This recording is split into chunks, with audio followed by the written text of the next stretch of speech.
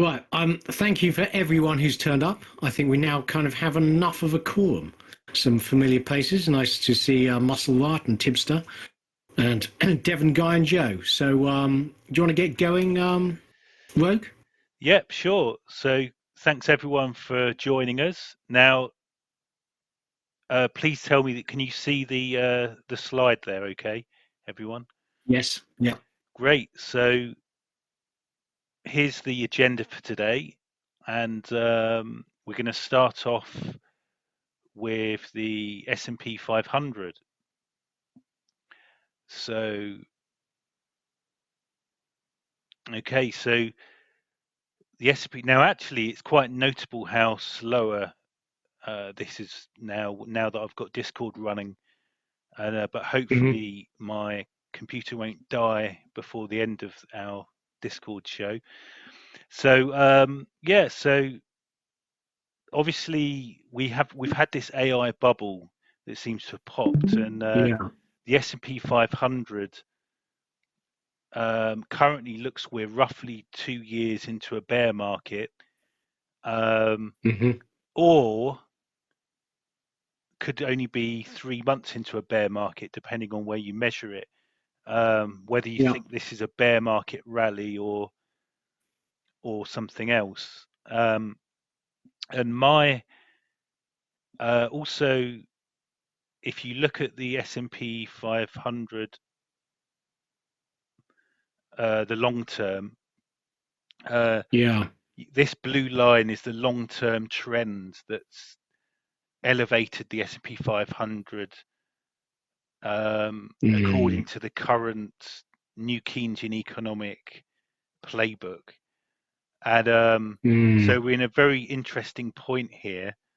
Um, and on that's this green line, that's that the long-term trend Yeah. line. Okay. So I've kind of highlighted here this yellow box is kind of my kill zone. Yeah. And maybe it'd be prudent to actually extend that over 2 years. And I am actually thinking about buying S&P 500 um, kind of index investment fund, say, or something. Um, but Mm. the question is, will we? My base case at the moment is that we're going to rebound off this long-term trend line, if not above it. Um, but next year. But of Mhm. course, some people might say that we'll go crashing through it. But I think it would be some kind of big calamity, like a US dollar Well, currency crisis or something, to achieve crashing through that long-term trend to the downside. well, the thing is, Greg, from just visually from the line you've drawn, so the S&P 500 is about 4,200 now, and on that line to hit that line, you're talking about 3,400. So you're Yeah, talking about 800-point drop. So that's the best part of 20%, and we're already off 10%. So if it hits that line, the S&P 500 is then 30% below the recent peak, which is below the 2021 peak. And so then, prices have come down a long way. I mean, I completely agree with you at that stage. I think it'd be very interesting. so it's a 25% drop. Um, Yeah. the actual COVID high, which would be a nice resistance, technical Yeah. experts would say, and I'm not portraying myself as a technical expert, by the way, everyone. This is just my kind of base views here, but would be 30%. Um, the Right. thing is, I mean, that could be. Question is that enough pain for? Is 30% really enough pay? It probably is. I'm not sure. Do people Mm. think 30%'s enough pain for the bear market to be over? I think it probably is, isn't it? I mean, because if you are back to, let's say, the pre-COVID high, well, you've had 20% inflation by then. So your real drop in the, so essentially you should be pushing that pre-COVID peak up by 20%. Yeah. And if you're then back down to that level, then really you've lost something like 45% Well, in real terms.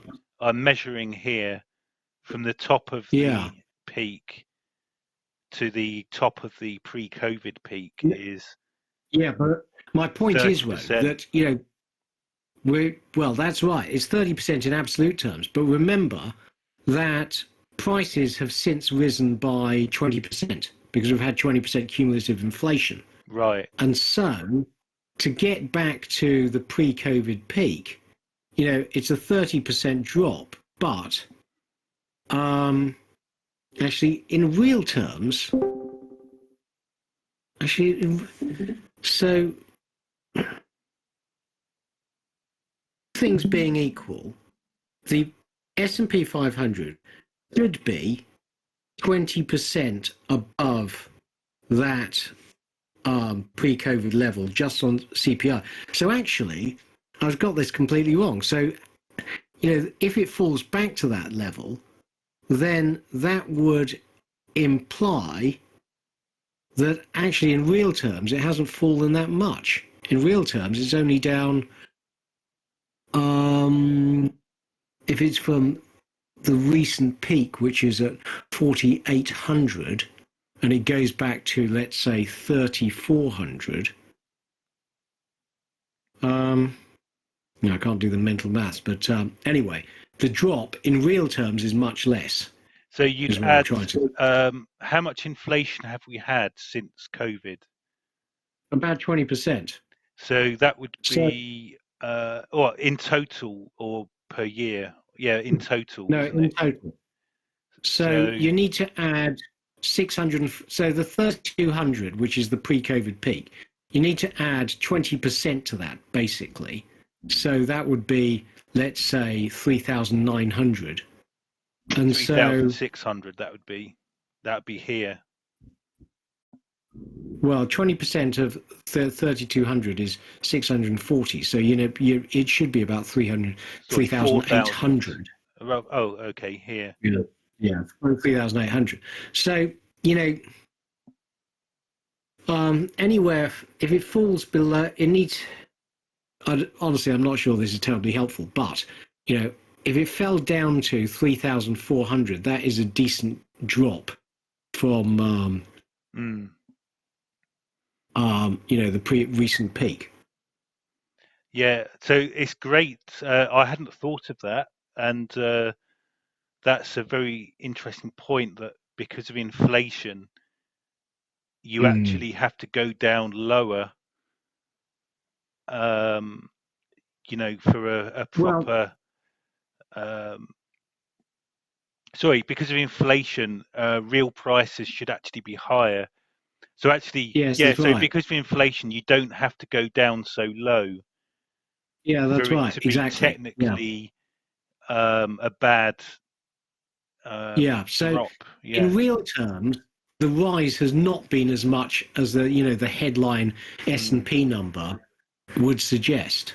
So valuations haven't been as stretched as, looking at the chart, you might think. So that's actually quite good for where I put my box, because I was worried that this was a bit meek, but actually, in light of what you've said, not quite so. So that's interesting. Yeah.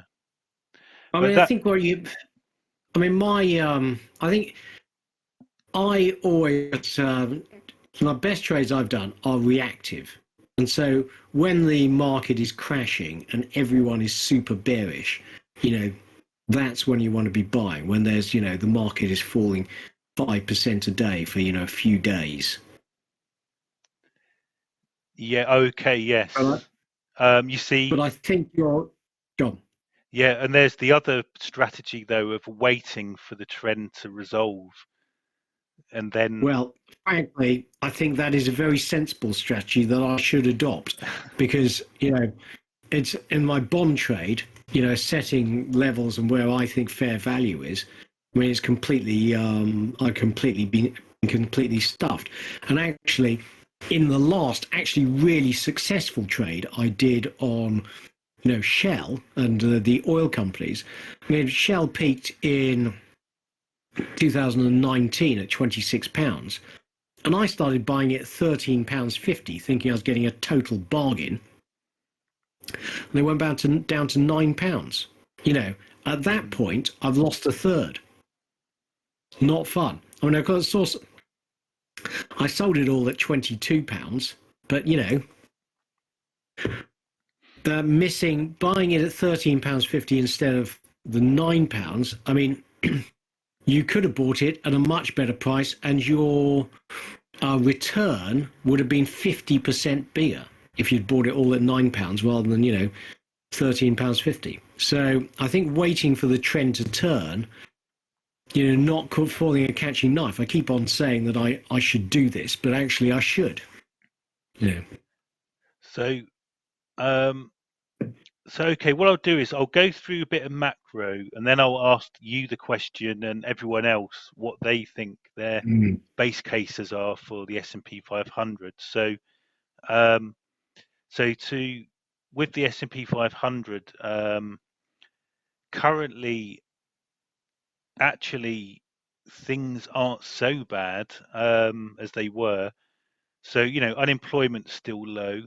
House prices are doing okay. And the inflation is now, obviously, as I say every time, I don't really rely on the year-on-year inflation. I don't find that very useful. I like to look at the CPI inflation on a monthly basis, and I like to package that into quarters. And Okay. And in the US, inflation now, based on the last quarter, is only 4%. So it's a bit on the high side. Yeah. So inflation is still a bit on the high side. And the problem is that the GDP is just roaring away. Yeah. Now, according to GDP now, it's currently at 2%. But still, this 4.9% figure Yeah. is out of control, frankly. Um, Well, the thing is, Rogue, if you look into the details, there were a lot of unrepeatable contributors to that 4.9% print. And also, that 4.9% print, I suspect it will be revised down. It's certainly a very strong quarter, but there was a big inventory build, which is not sustainable. And also, consumer spending was really strong, despite the fact that savings was very weak. So basically, consumers were dipping into savings to continue consumption, and you can only do that for so long.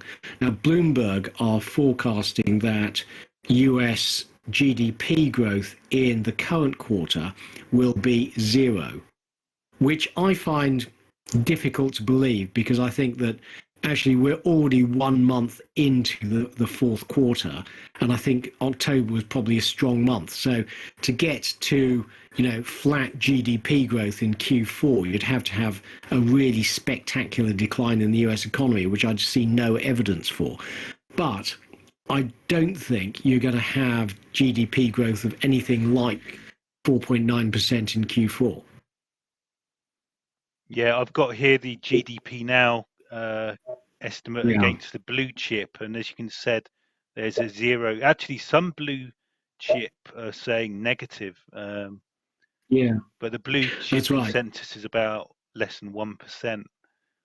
Yeah, and we had the ISM ISM manufacturing PMIs today, and they showed that the bounce in manufacturing over the last few months has reversed.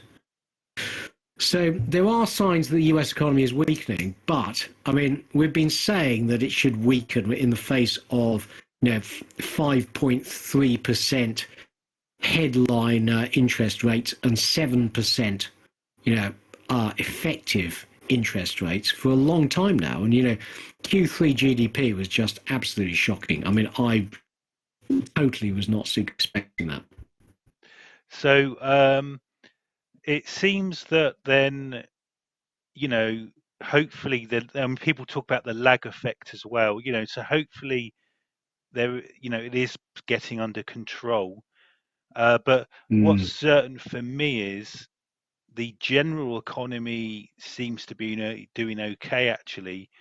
Yeah. And however, I see the interest rates being maintained for a while.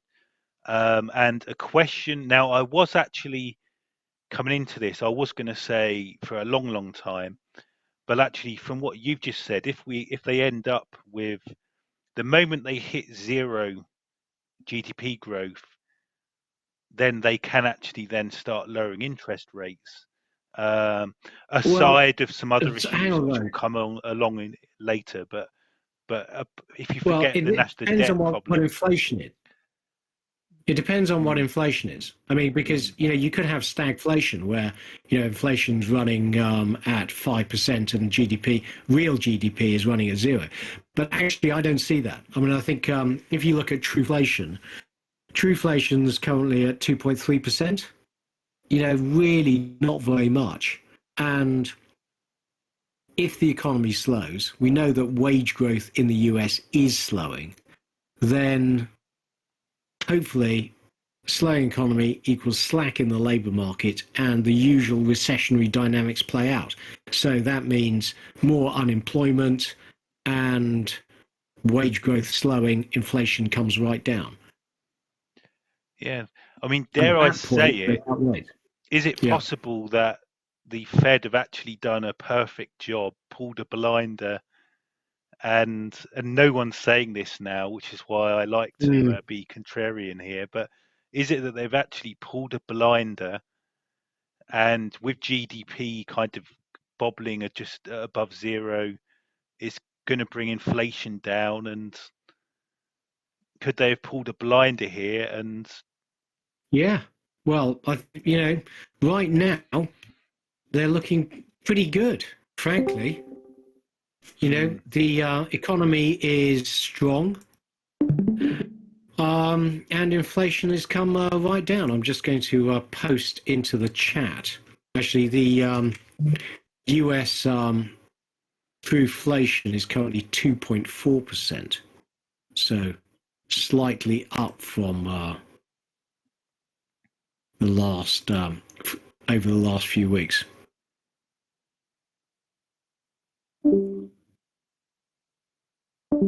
See if I can do this.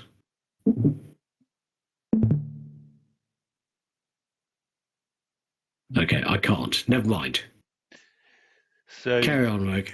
yeah, so inflation then is the key word here then, and it's a bit obviously a bit uncertain, but then I guess we're in between. Inflation could bring us into a recession, but then if it doesn't, and if there's a malaise elsewhere, then.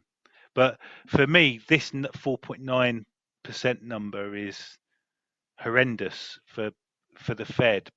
Yeah. But very, I'm kind of leaving this segment of the discussion with a slightly different opinion to where I started then, and perhaps a slightly rosier position. So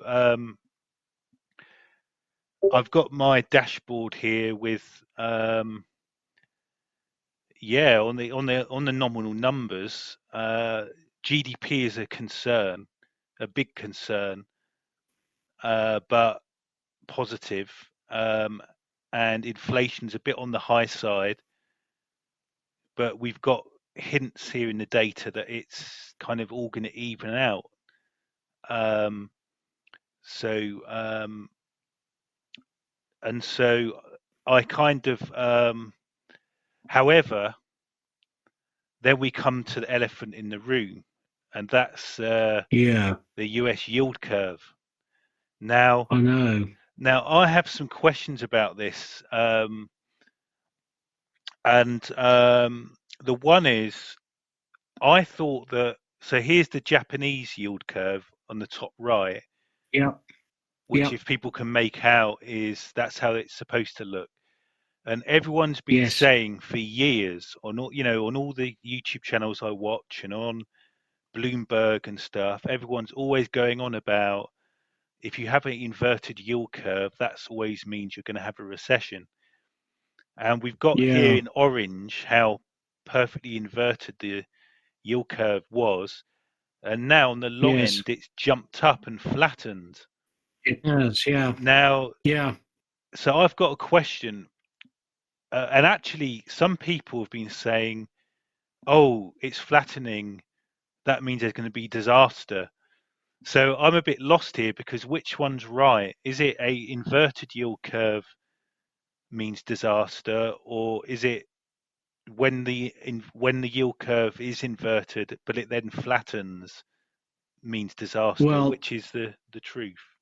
kind of both, frankly. So, to, can you bring that chart back up, actually, Reg? So, the when you're talking about an inverted yield curve, such as the dotted yellow line on that chart, so what the market is then assuming is that interest rates now are really high, and then they're going to fall back down to an average of, between 3 and 4% for the rest of time. Yeah. And Yes. that is assuming, so the market then was assuming inflation would essentially return to the 2% target, and the Fed would then cut rates, and the medium term US interest rates would average, let's say, between 3 and 3.5%. And then you have a bit of a term premium towards the end of that yield curve. So the market was then assuming that US inflation would come down, okay, stably to 2%. Now, the yield curve as it is, so the dark blue line, implies that that the bond market is much less confident about the long-term path of inflation. It thinks inflation going forward could average, let's say, 3.5%, which means US interest rates would average 4.5% plus a bit of a term premium gets you to 5% for the 30-year. Yeah. So Yes. the market, because the US fiscal deficit just looks out of control, the market is worried that the going forward inflation is not going to be under control. That is my interpretation. If anyone else has an opinion, please chip in. But essentially, the market has priced in higher inflation going forward. And also, the term premium rising implies that the market is much less confident about the outlook for inflation. So if the market's confident the inflation is going to be 2%, then you don't charge much of a premium for the 30-year versus the 5-year. If you're much more uncertain about the outlook for inflation, then the inflation risks have risen, you demand more of a term premium. So actually, there's the current yield curve suggests that at least for nearly 3 years, the markets are expecting 5% interest rates, Well, yeah, or they're highish expecting that, interest, so maybe they 4%, but high highish interest. interest rate. Yeah, that's right. And if, however, things got back to normal, let's say, and they were able to lower interest rates, then you'd see on the long end of the curve it drop.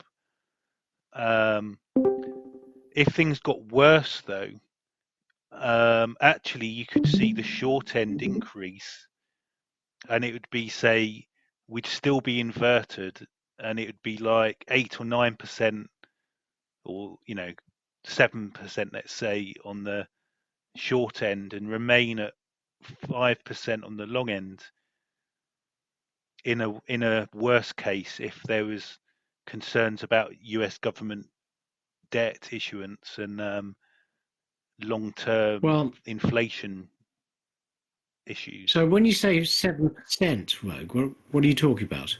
The short end, so less than 2 year. Well, the thing is, I don't see that because the Fed has today not raised rates because they think that the 5.25 to 5.5% current interest rates are enough to bring inflation under control.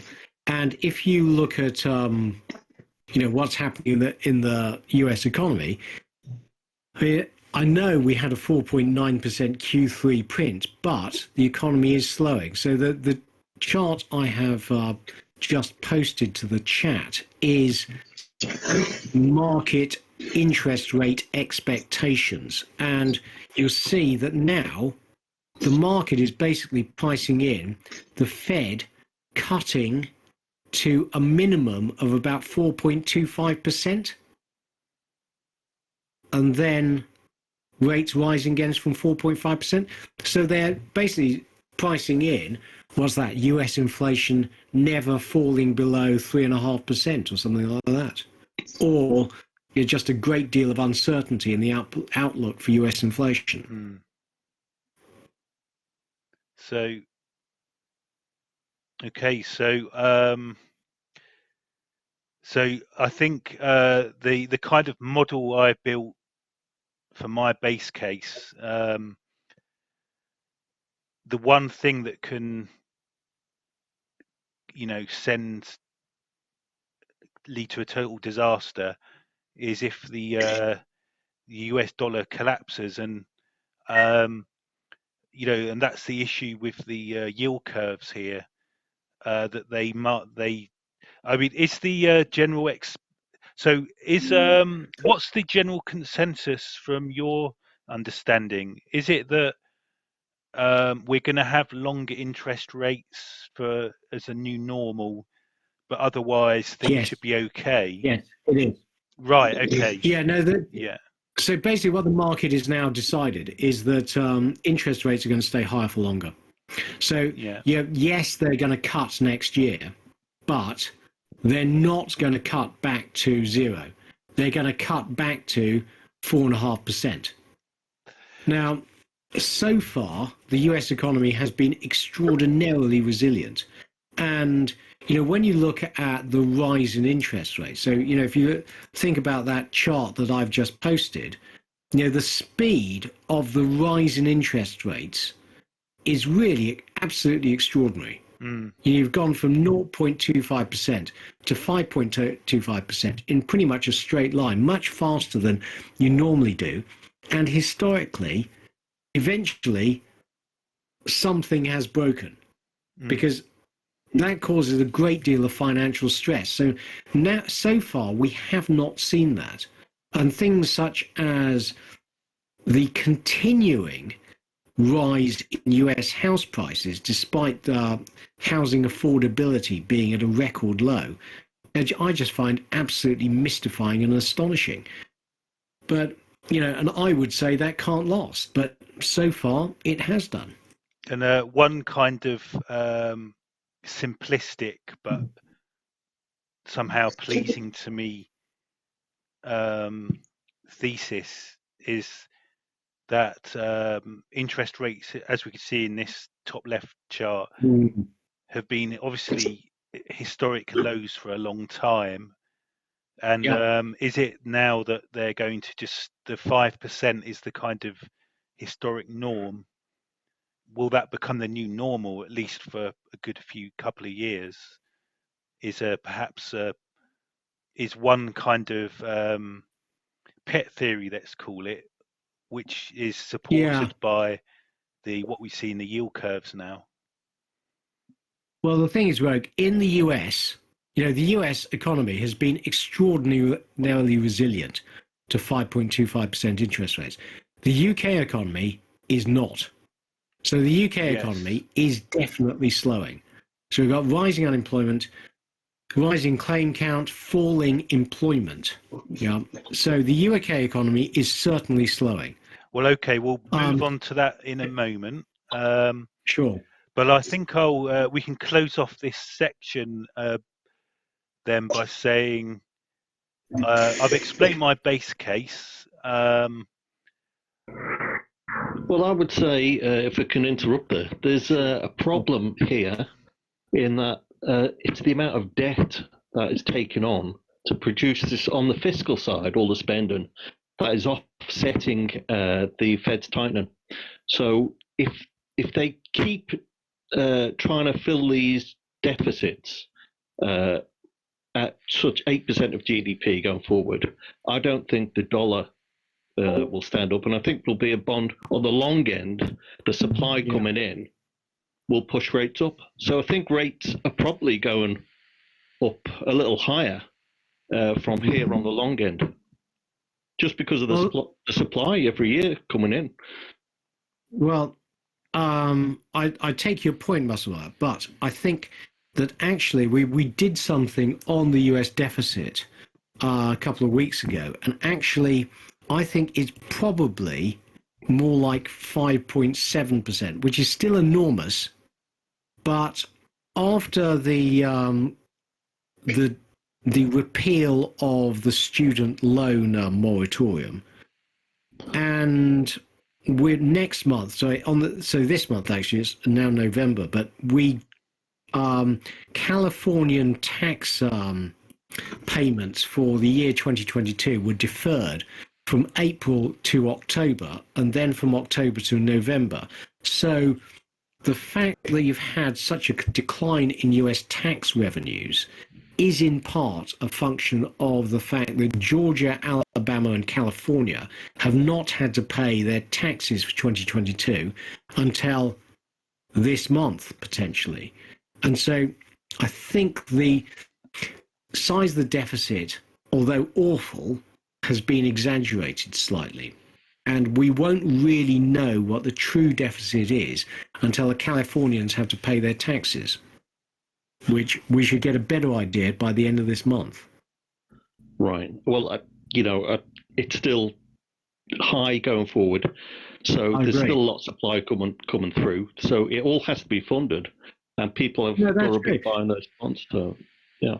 But the reality is that Japan has been running absolutely mind-blowing deficits for actually 30 years now. Yeah. And there hasn't been, I mean, I was one of the people who think that's true. Yield curve control, I think, is what they use to no, that is true. Yeah. Absolutely. But because the thing is, you got your point, you can't have enormous deficits and rising bond yields, because then the government deficit gets completely out of control, because the interest bill gets completely out of control. So some stage, they either have to do financial repression of some kind, like yield curve control, or they have to cut the deficit.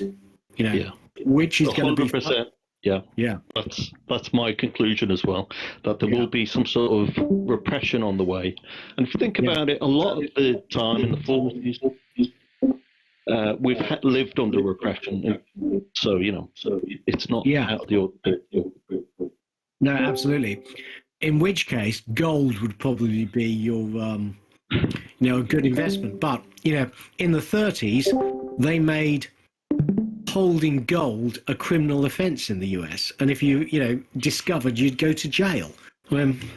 So if the financial repression gets very bad, it is really, really difficult to preserve your wealth.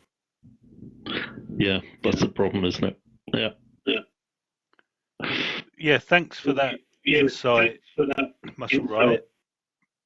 And I've just looked on I do keep track of the fiscal deficit and government debt, and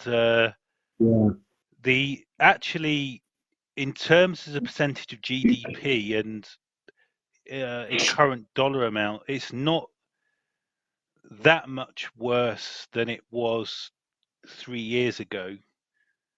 And I've got here the. That's because of inflation. Exactly. Yeah. Yeah. Absolutely. I've got here, yeah, the government debt versus GDP, and it's kind of maintained at this.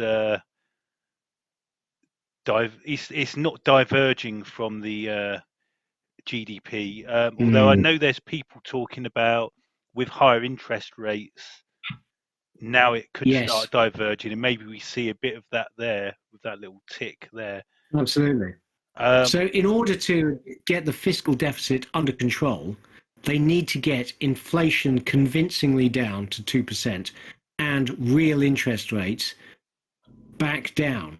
So, for the last 20 years, since the great financial crisis, you've effectively had negative real interest rates. Yeah. And in order to make the fiscal path sustainable, you need to get back there.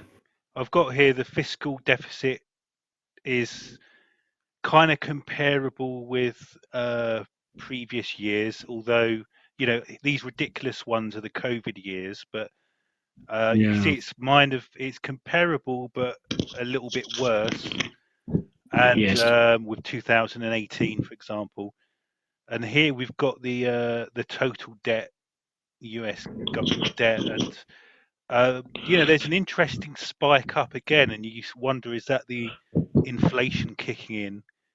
I know that at your latest market update, you posted a good data point, which was the how the Fed, the US government public finances were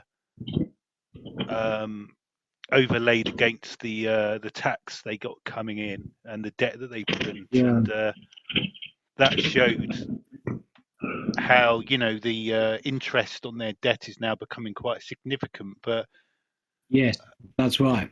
and I was kind of wondering when I saw the yield curve action, I was thinking, well, is this the dollar under duress? Should I go and start getting some gold? But actually, when I look at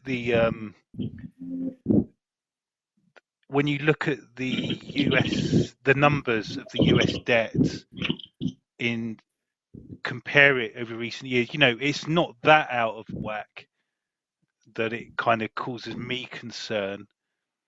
But it's like, we're kind of, maybe you could say we're in the point where it can't be ignored anymore either, kind of thing.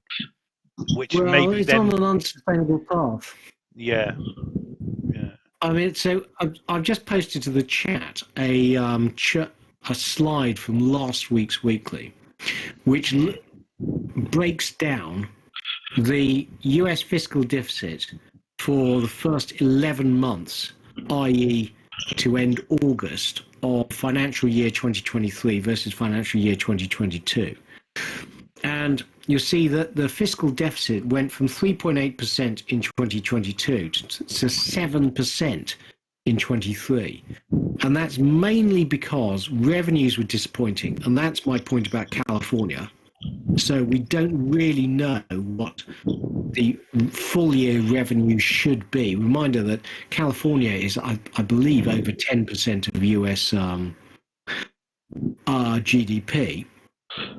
But also you'll see that there are these pandemic-related programs which were 2.6% of GDP in 2022, and that fell to 1.3% in 2023, but going forwards, hopefully that goes to zero. So at some stage, that knocks off 1.3% of GDP for the US budget deficit. And I was speaking every week. I have a call with a US fund manager friend of mine, and he was saying he thinks actually they will. There are two elements of the Trump tax cuts. Do you remember Trump cut corporate taxes? And he will, in order to get the budget back under control, they'll allow those to lapse in 2026.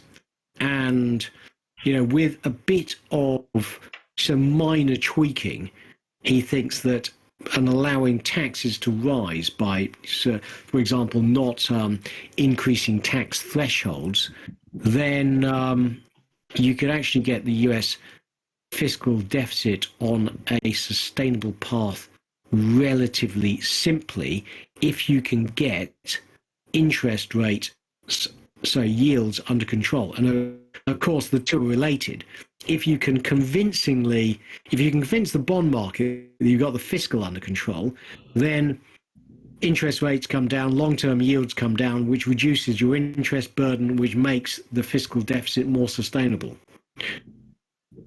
Interesting. And then, so there's a good scenario there that if we dare, if you perhaps call that the Goldilocks scenario, for example, then you could see the short end would then actually drop, and then we'd end up with a normal yield curve again. Yeah, well, you need the long end to drop. The long end is a problem. Yields, because any long-term project in the US trades off the long-term rate. So if you like a wind farm, because we're in the weekly this week, we're talking about a UK wind farm, and it took 14 years to develop. Yeah. And so if you think about having to borrow money for 14 years at 5% per year, 5% compounding for 14 years, that pretty much, doubles the cost of the project. I mean, if you were to draw down the full amount, which obviously you don't do, but in order to make a lot of the renewable projects, all the startups, etc., which are have revenues a long way in the future, at 5%, they become just totally uneconomic. And so, yes, just as Siemens are finding out. Exactly, yeah. That's right. So could I ask Muscle Riot then, if you don't mind me asking, what's your base theory at the moment for the S&P 500, if I put that up? Well, I think it goes sideways. So I think you're in for a decade of it going basically staying in this range for up and down volatility. I mean, this has happened before in history, hasn't it? Where we've had high deficits, high inflation in the 70s, 60s. Yeah. And the stock market in 1965 was 1,000, the Dow. And then in 1981, it was 1,001. So, I think that's what you've got to bear in mind. We have many periods in the stock market where it goes up, and then a long periods where it goes down, where it goes sideways. I think we're heading for sideways. So I agree actually. Yeah, I think that's I think it'll be incredibly volatile. Yeah. But the AI and all these tech companies on very high multiples, that is a function of really low interest rates. And when interest rates rise, then PE multiples should fall. And actually, after the close tonight, we have Apple results. Now, Apple I think they're the biggest company in the US, and they're expected to report falling revenues for, I think, the fourth quarter in a row. Yeah. Now, at some stage, you have to think they're a bond, actually, but a bond with falling revenues. And how long can they keep raising their earnings when their revenues are falling? And so I think Apple is just a huge accident waiting to happen, basically. At some stage, they're going to disappoint. And then the Nasdaq's going to take a huge bath. Yeah. It's on a PE of 27 forward. So, it's expensive. Yeah. Yeah. So that takes us perfectly on to the next section, and here's the S&P 500, and you can see that in October, Apple were indeed, a serious laggard on the S&P 500, as was Alphabet and Tesla. And we see again this phenomenon where just the top 10 stocks have an enormous impact on where the S&P goes as a whole. Yeah. Interesting to see Nvidia in decline. And I also have a look at these different sectors, and I'm starting to look for trends. And in the second and third quarters, internet people who do their business through the internet did well both quarters. Surprisingly, Okay. investment funds did well. Computer software did well, but everything else did horrendously over the last few quarters. So we've got this dichotomy of the trendy tech stocks having a great time, Yeah. whilst everyone who lives and breathes in the real world having a horrendous time. Yeah. And before I open for comments, one thing that's interesting is renewables had a nightmare in the third quarter, and I know there is interesting news about Siemens having to go to the German government to beg for money because a lot of their wind turbines are breaking on those enormous offshore projects, and they're having to repair them. Yeah. Now, the thing about renewables, and actually we've got a piece on renewables in the weekly this week, is that, all their projects require very long-term funding. So they're very highly geared to rises in interest rates. And the trouble is that their costs have risen over the last couple of years by, the FT was saying 40% in the case of an offshore wind farm. But, if you think about those projects taking a long time to go from the initial agreement to actually getting the wind farm working, you agree the price of electricity initially, and then many years later your wind farm is going to get working, and so your financing costs have risen, your implementation costs have risen, but the electricity price you agreed has not changed. And so Ørsted today, its share price fell 26% as it abandoned two wind farms in the US that it was planning to develop. And all that means that, lots of renewable wind farm developments are just not economic because you've got historic prices. The electricity is fixed at historic prices, but the cost of development has risen 40%. So that is super bearish for the equipment makers because lots of projects are going to be cancelled. Yeah, so I did a video series which I called Greta Gold, but I think Fool's Gold is probably a better name. Or would have been a better name. Well, I mean, they've fallen at like 80%. Some of these, Siemens and Ørsted, and honestly, I think they've probably got further to fall. I mean, the trouble is they've got debts, and their revenues are collapsing. So it was a fad. The reality is that hydrocarbons are have very good margins, and we're replacing them with very low return renewables. I've got a comment from Dan Leeds saying it's interesting that the owners of existing wind farms are trading on huge discounts. Surely it makes their assets more valuable, and indeed some have sold assets at a premium. No, I disagree with Dan Leeds here because, when you try and value an existing wind farm, you have known revenue streams, but interest rates have shot up. They've shot up from 1% to 5%. So the net present value of those revenue streams has collapsed. So surely, the present value of those assets has also fallen. Yeah, well, I agree with you. Let's hope that's true, Dan Leeds. I really hope that long-term rates do fall.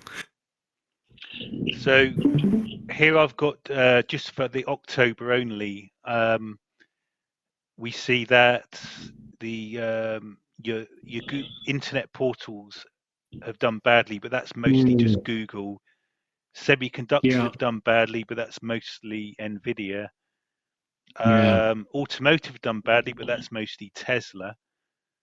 And also computer software has done badly, and postage has done badly. And I believe that's because of all the strikes that are going on in America. Yeah. Actually, it's And a long time since we had a look at Tesla. It's the share price is remarkably resilient, frankly, given that its sales are not doing terribly well.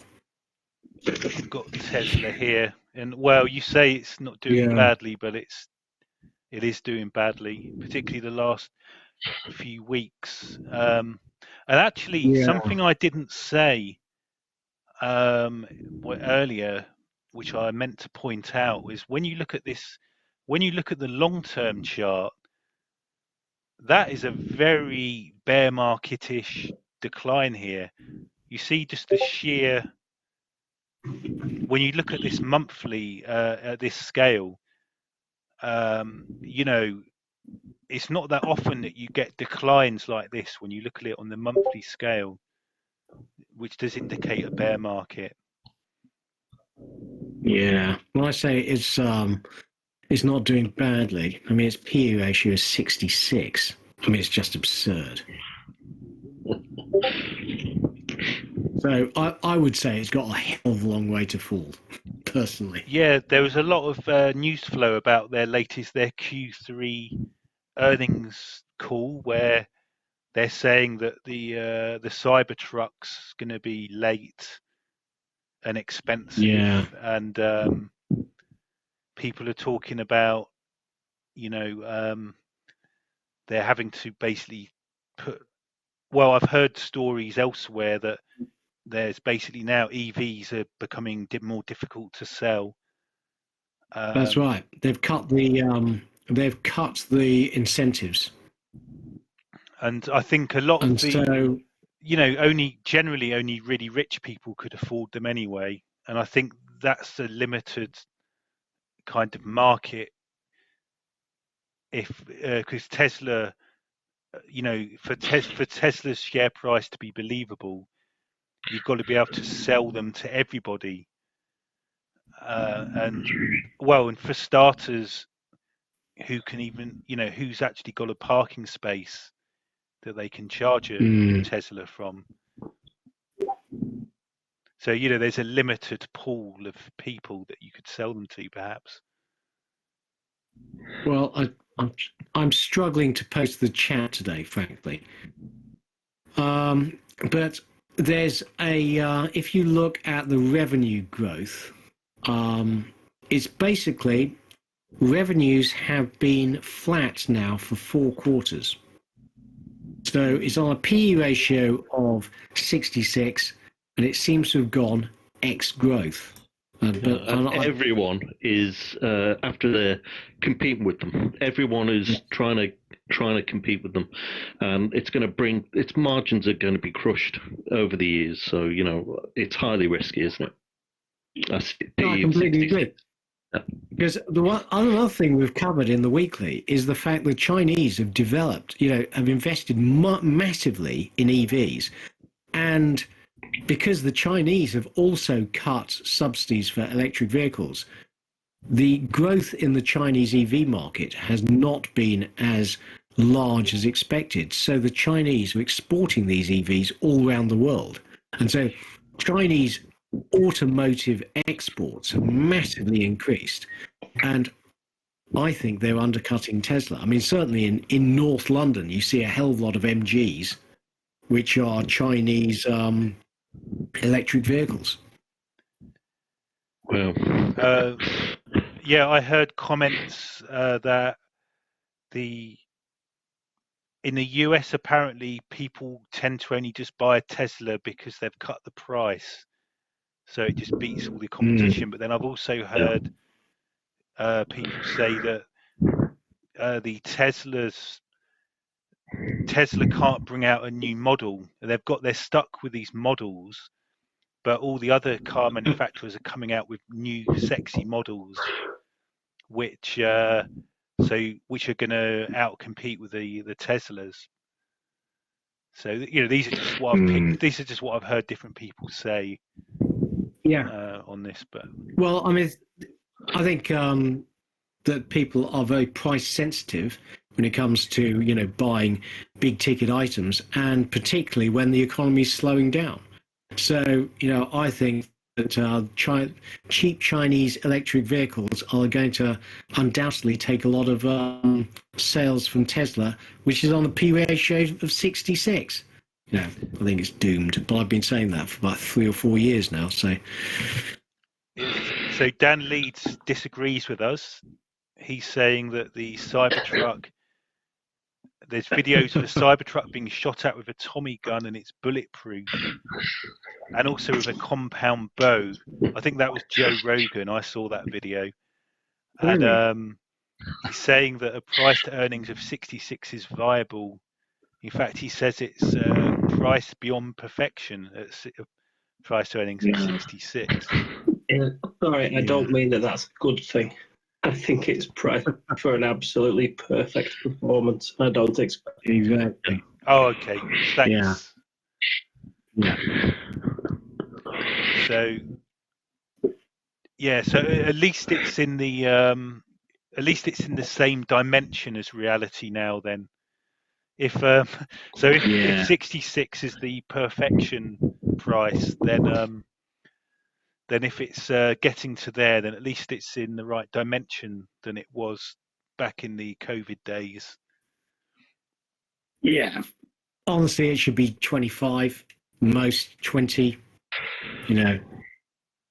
Yeah, well, it's a culture, isn't it? So it's a different category. It's got its own fan club, and on the other side, people like shorting it as well. So a lot of hedge funds like shorting it, and they're sort of guaranteed buyers. So sort of it achieves these valuations and maintains them. So I don't know how it's going to go forward, but it doesn't look too good. No, well, I agree. I mean, I have historically, had a little spread bet on Tesla short, and it didn't end well. So it's been irrational for a very long time now. Yeah, I mean, just because it's all these shares, you can see that they're totally irrational. But when you do try and short them, you just get blasted, don't you? Yeah. So it's just not worth it. Yeah. I know. I've given up shorting. It's a total waste of time, frankly. So Mark S says that Cathy Wood would say that Tesla is sitting on millions of proprietary miles driven by AI. But he makes a point, if AI gets smarter, that would remove the advantage, because the car would be able to imagine a bison stepping across Route 66 if it got so clever, even if it hasn't seen it. So then these AI cars would start wrecking havoc like in a sci-fi novel. So I've heard that actually there are you can get like robo taxis now in San Francisco and other places. Has anyone here actually taken one? No. I'll take that as a no. No. Yeah, I wonder how have they achieved, because if they'd achieved robo taxis, that would have meant they would have achieved the level of driving they need to release their driverless product. Well, that's right. They have. Actually, so I've just So, posted to I mean, that's worth a the Google chat search, Tesla reference. because if they've got robo taxis currently operating in San Francisco, then that's got to be a massive buy signal for Tesla. So that's certainly worth a Google search. Well, Tesla didn't use something called LiDAR when they put together the self-driving for the cars. They relied on their chips. And apparently, LiDAR is such a huge addition, you know, in functionality, so much better, that the LiDAR cars made by Google, because they're into self-driving as well, are much better than the Teslas. So they are actually self-driving in limited amounts, from what I hear anyway. So, you know. Interesting. Well, they are live. I mean, they've Waymo have got. Waymo, Just looking at this. You know, that's Google's. got, That's Google's ROM, yeah. so from 10th of August 2023, the California Public Utilities Commission voted to allow two cab companies, Waymo and Cruise, to run a 24-hour service. They're operating in San Francisco. And So are these with a Tesla driver? sorry. Are these Yeah. with a driver No, with someone to No. observe to make sure, or are they totally autonomous? they're totally autonomous. So this needs, despite that headline there, this definitely needs a bit of looking into, because if they are working, then that's a big opportunity perhaps somewhere. No, maybe not with Tesla, maybe with Google even. Google. But that's certainly worth investigation. Mm. So, right, so these, good to get that discussion on Tesla then out of the this sector section. And just to finish off, interestingly, the one sector that did well in October of particular note was the defence sector. Yeah. Perhaps we could say, What a surprise. unfortunately. Yeah. Yeah. You know. I mean, my comment on the defence sector is, when the war in Ukraine started, the price of BAE Systems shot up, and the only stocks in the UK are Kinetic and BAE Systems really. And when I looked at that chart, I thought, as much as I kind of wanted to invest in defence sector, I thought I've missed the opportunity here. But Yeah. ever since then, the whole sector's continued to go up, and we just have ever more war in the world, unfortunately. So, Yeah. but No, I feel like absolutely. I've No, missed I mean, out on the trade, but maybe it's bad karma to be in that anyway. Yeah, I agree. No, I'm exactly with you, because I saw, it rose so much on the first day. I thought, all the juice is gone. But, clearly that hasn't happened, as the share price continues to trend up. But at some stage, there will be a resolution to that war, and you would hope that defence spending comes down again. But Okay, I wouldn't buy it now. So what I'll do is I'll try and well, what I'll do, I'll have a brief look at the FTSE 250, but we'll try and only spend 20 minutes on it, plus all the macro and everything. And then we'll 9 o'clock. Then we'll go into the investment ideas, if that works. Great. Yeah. So okay, so the FTSE, the FTSE 250, and just okay, so the FTSE 250, and we had a bit of a bump, but really we didn't have the AI boom that we had with the S&P 500, and we're now in a clear 2-year bear trend. However, interestingly, and it's allowed me to only today, I just noticed this today, put in a little descending triangle, and we've got like a double bottom form potentially.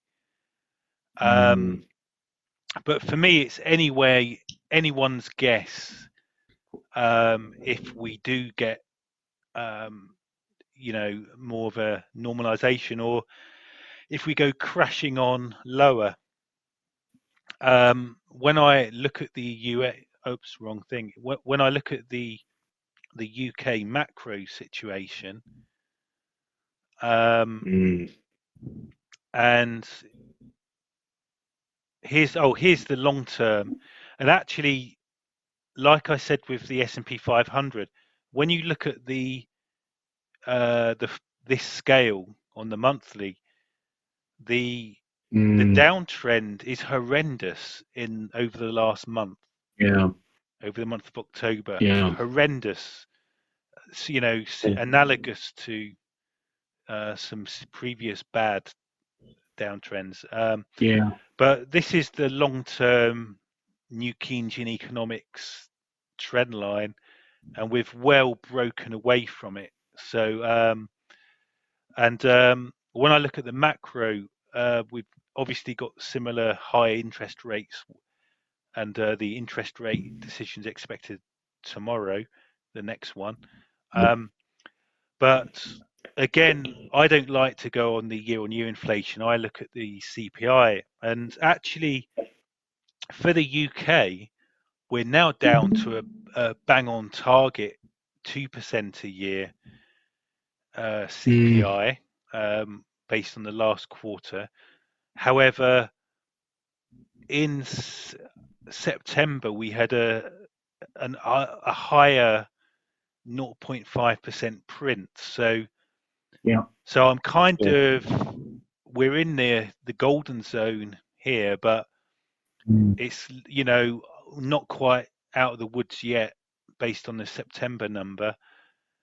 And so, other than that, well, maybe we're starting the second wave of inflation. Yes, exactly.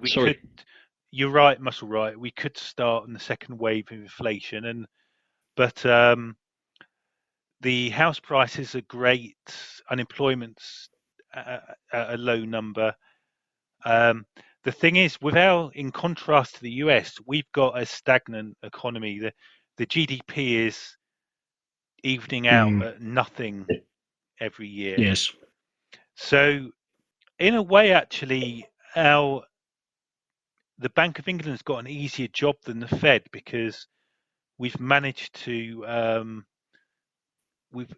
arrive at a kind of zero GDP situation. Well, and that helps keep inflation down, perhaps. Well, when you say that, Rogue, but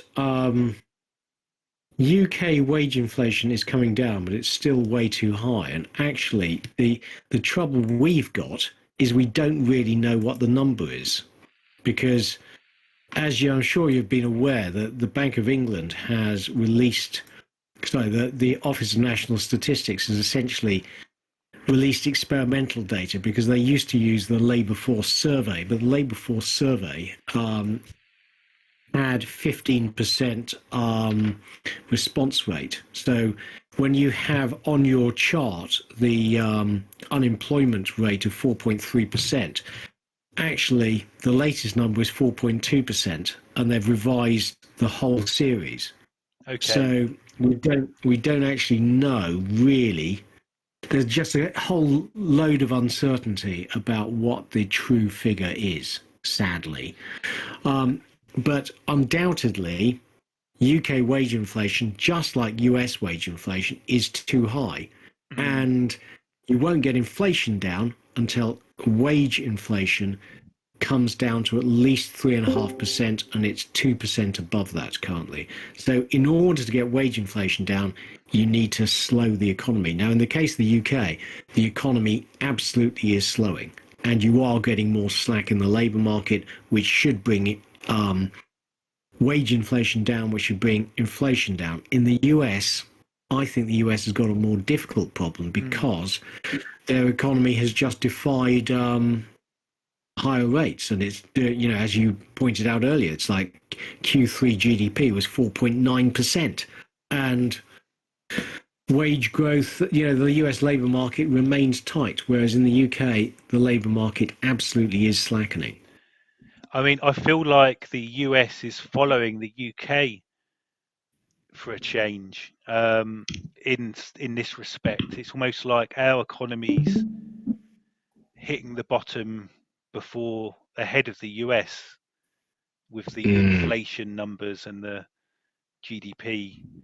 Maybe we're leading no, maybe we are, maybe we're not, but we're certainly in a painful situation before the US is.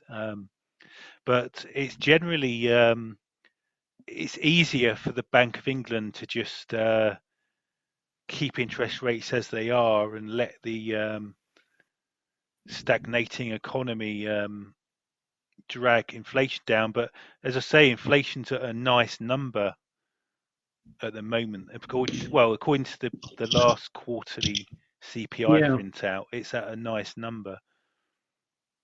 I agree. And the so in September, the annual CPI change for the UK was 6.7%. So inflation is 6.7%. But next month, the October 22 monthly print falls out, and that was 2% month on month.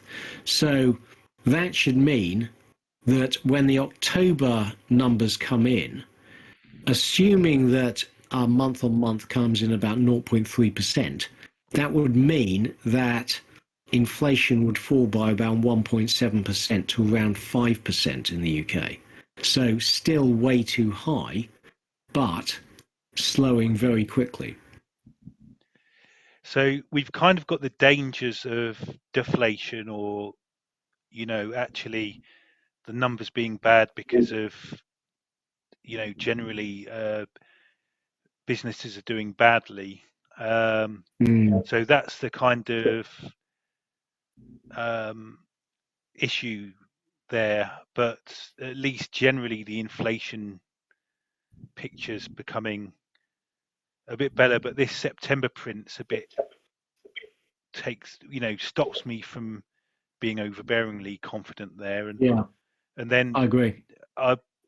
The funny thing is the raw numbers look okay, but you've got to bring into context the the lack of growth, and then to go back to the charts, I kind of have no idea what to do here, and I just want to wait and see what happens. And whether it's funny because we could bottom before the US bottoms, or the other thing is we could continue a calamitous drop, maybe ahead of the US having their calamitous drop. But the thing is, Rogue, I just can't see how you can have a recovery from these levels. So, you've drawn in a double bottom there. I just can't see how you can bounce from here. Because in order to bounce from here, you would have to see a UK economic recovery. And I don't think we're even starting the recession yet. And, we know that rapid rise in interest rates slow the economy with long and variable lags. And one of the Bank of England MPC members came out last month saying that she thought that only between 20 and 25% of the recessionary effect of the interest rate hike had yet been experienced. So she's expecting the UK economy to slow a lot more over the coming months as that rise in interest rates really bites. And I think that's true. Now, we all know. Just let me stop you there, because you've just set a little alarm bell there, because I've heard John Polomany, whose YouTube channel I follow, talk about some of the emerging markets banks have started to drop their interest rates around the world. And could it be that as we're sat in between the US and the emerging markets, if we have this, proper deflationary issues, as you just said, that then the Bank of England could actually drop its interest rates, even if the US keeps theirs high? Could we be in a situation where our banks can drop our interest rates? And so is that a good argument for investing in bonds, gilts, or UK government gilts, and also going long on the US dollar? Well, as you know, Rogue, I've been long gilts for way too early. But, I mean, when we talk about the Bank of England cutting rates, that's way too early. We need to see UK inflation coming down sustainably, i.e. undercutting 2%. And that means a lot more slack needs to come out of the labour market. And that means that the UK economy has to slow further. Now, interest rates of 5.25% are slowing the UK economy. But going back to the FTSE 250, rates are going to stay high until the UK economy slows further, and that has to be bad for UK orientated companies which are in the 250. So, on your chart, frankly, I think it falls further.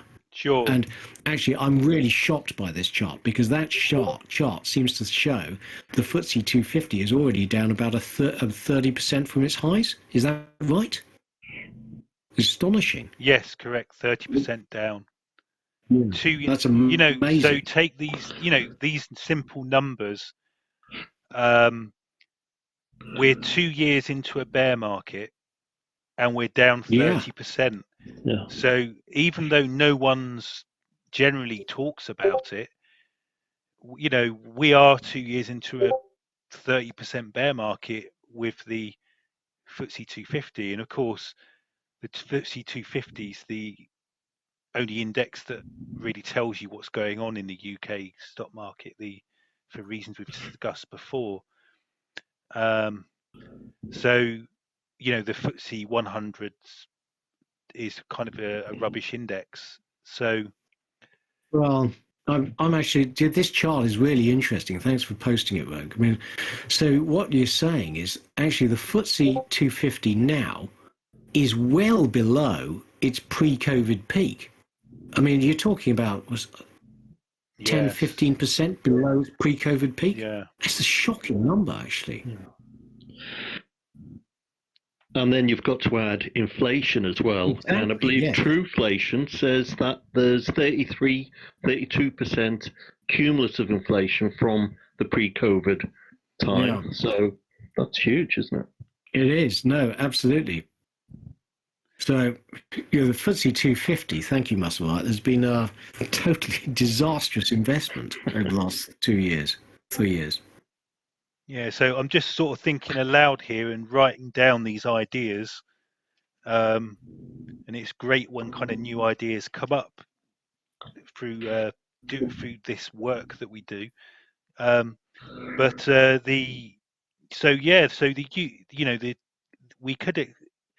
The FTSE 250, it could continue to crash down, or it could actually have bottomed potentially.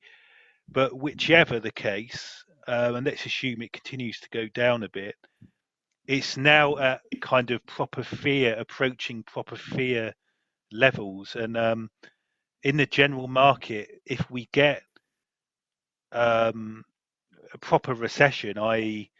zero negative GDP growth, which looks very possible based on the data, and which I'll pull up the data here, and the potential for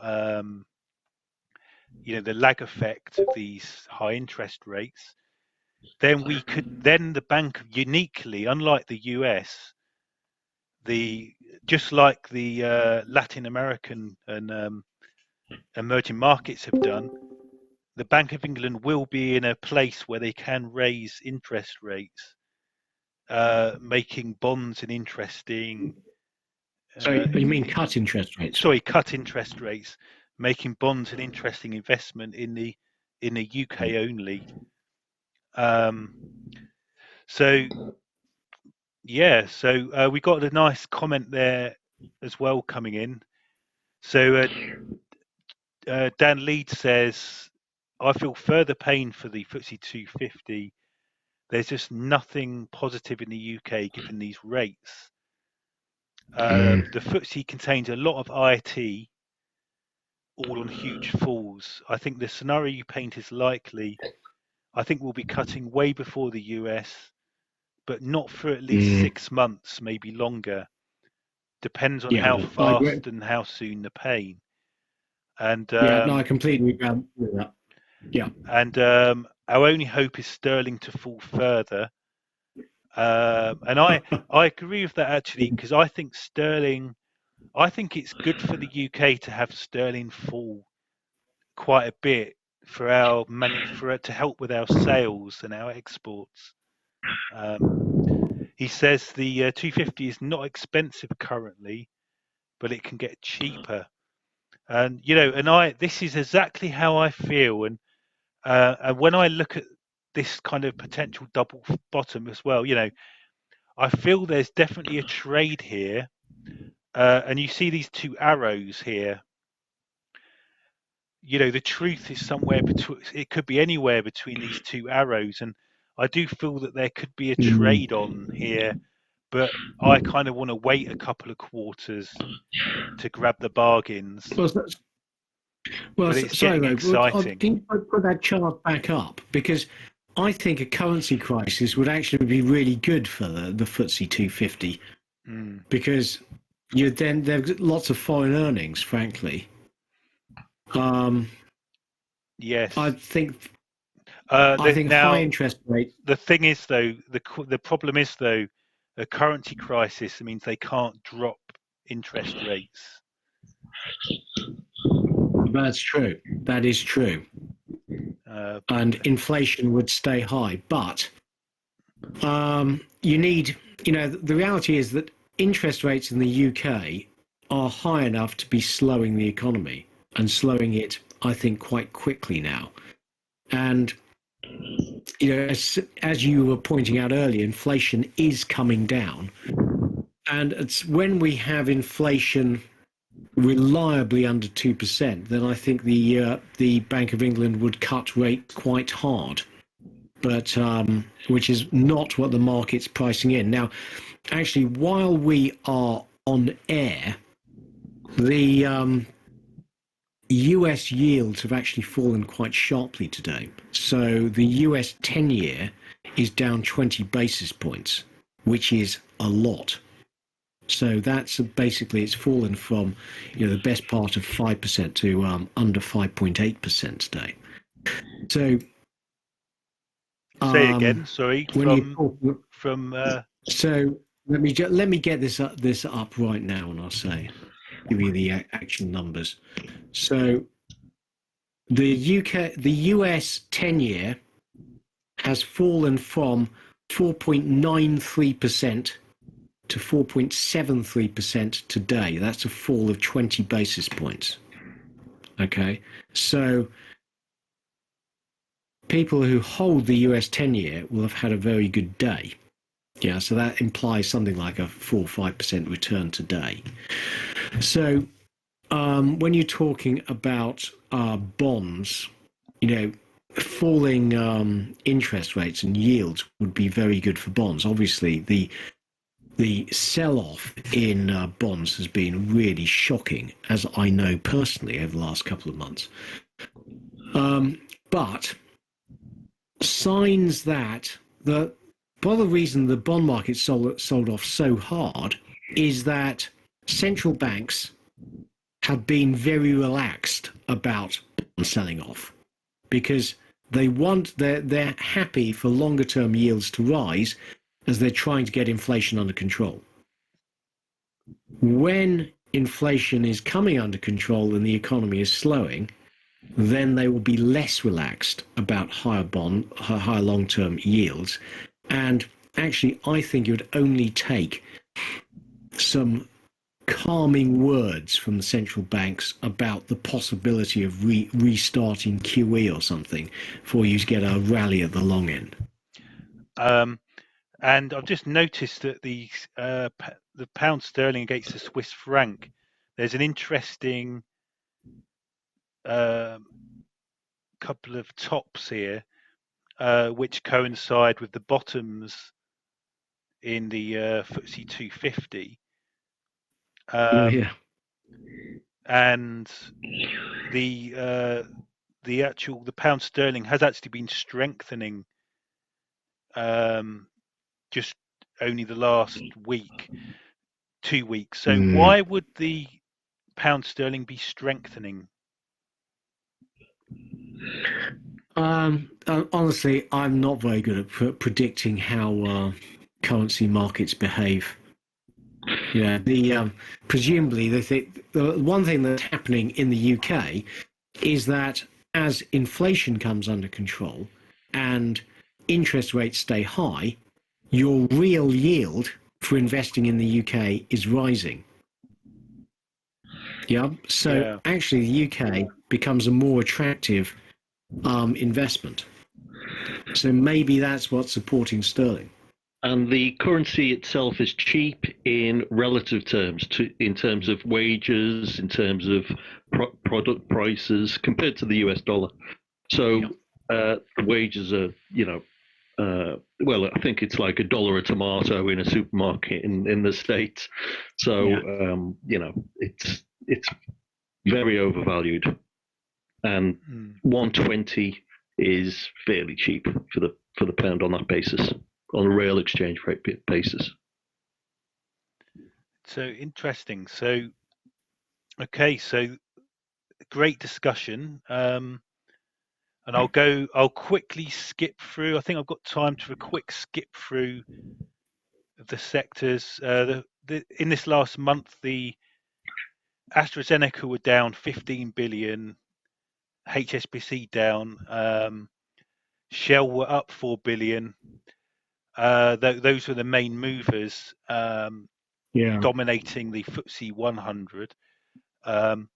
And interestingly, there's this company, Relax PLC, who I'd never really heard of before, and I just noticed them now at number 11, and they went up 5 billion in October, and they do data management, and I looked into them, and they actually sell kind of analytics tools for businesses, and so I can see where there's like an AI kind of story perhaps that chimes with Relax. Or I can see how Relax's business model chimes with the latest AI fad. So probably too late now, but they're an interesting stock I'd not heard about, and interesting to see them doing well, kind of as a rare kind of AI play.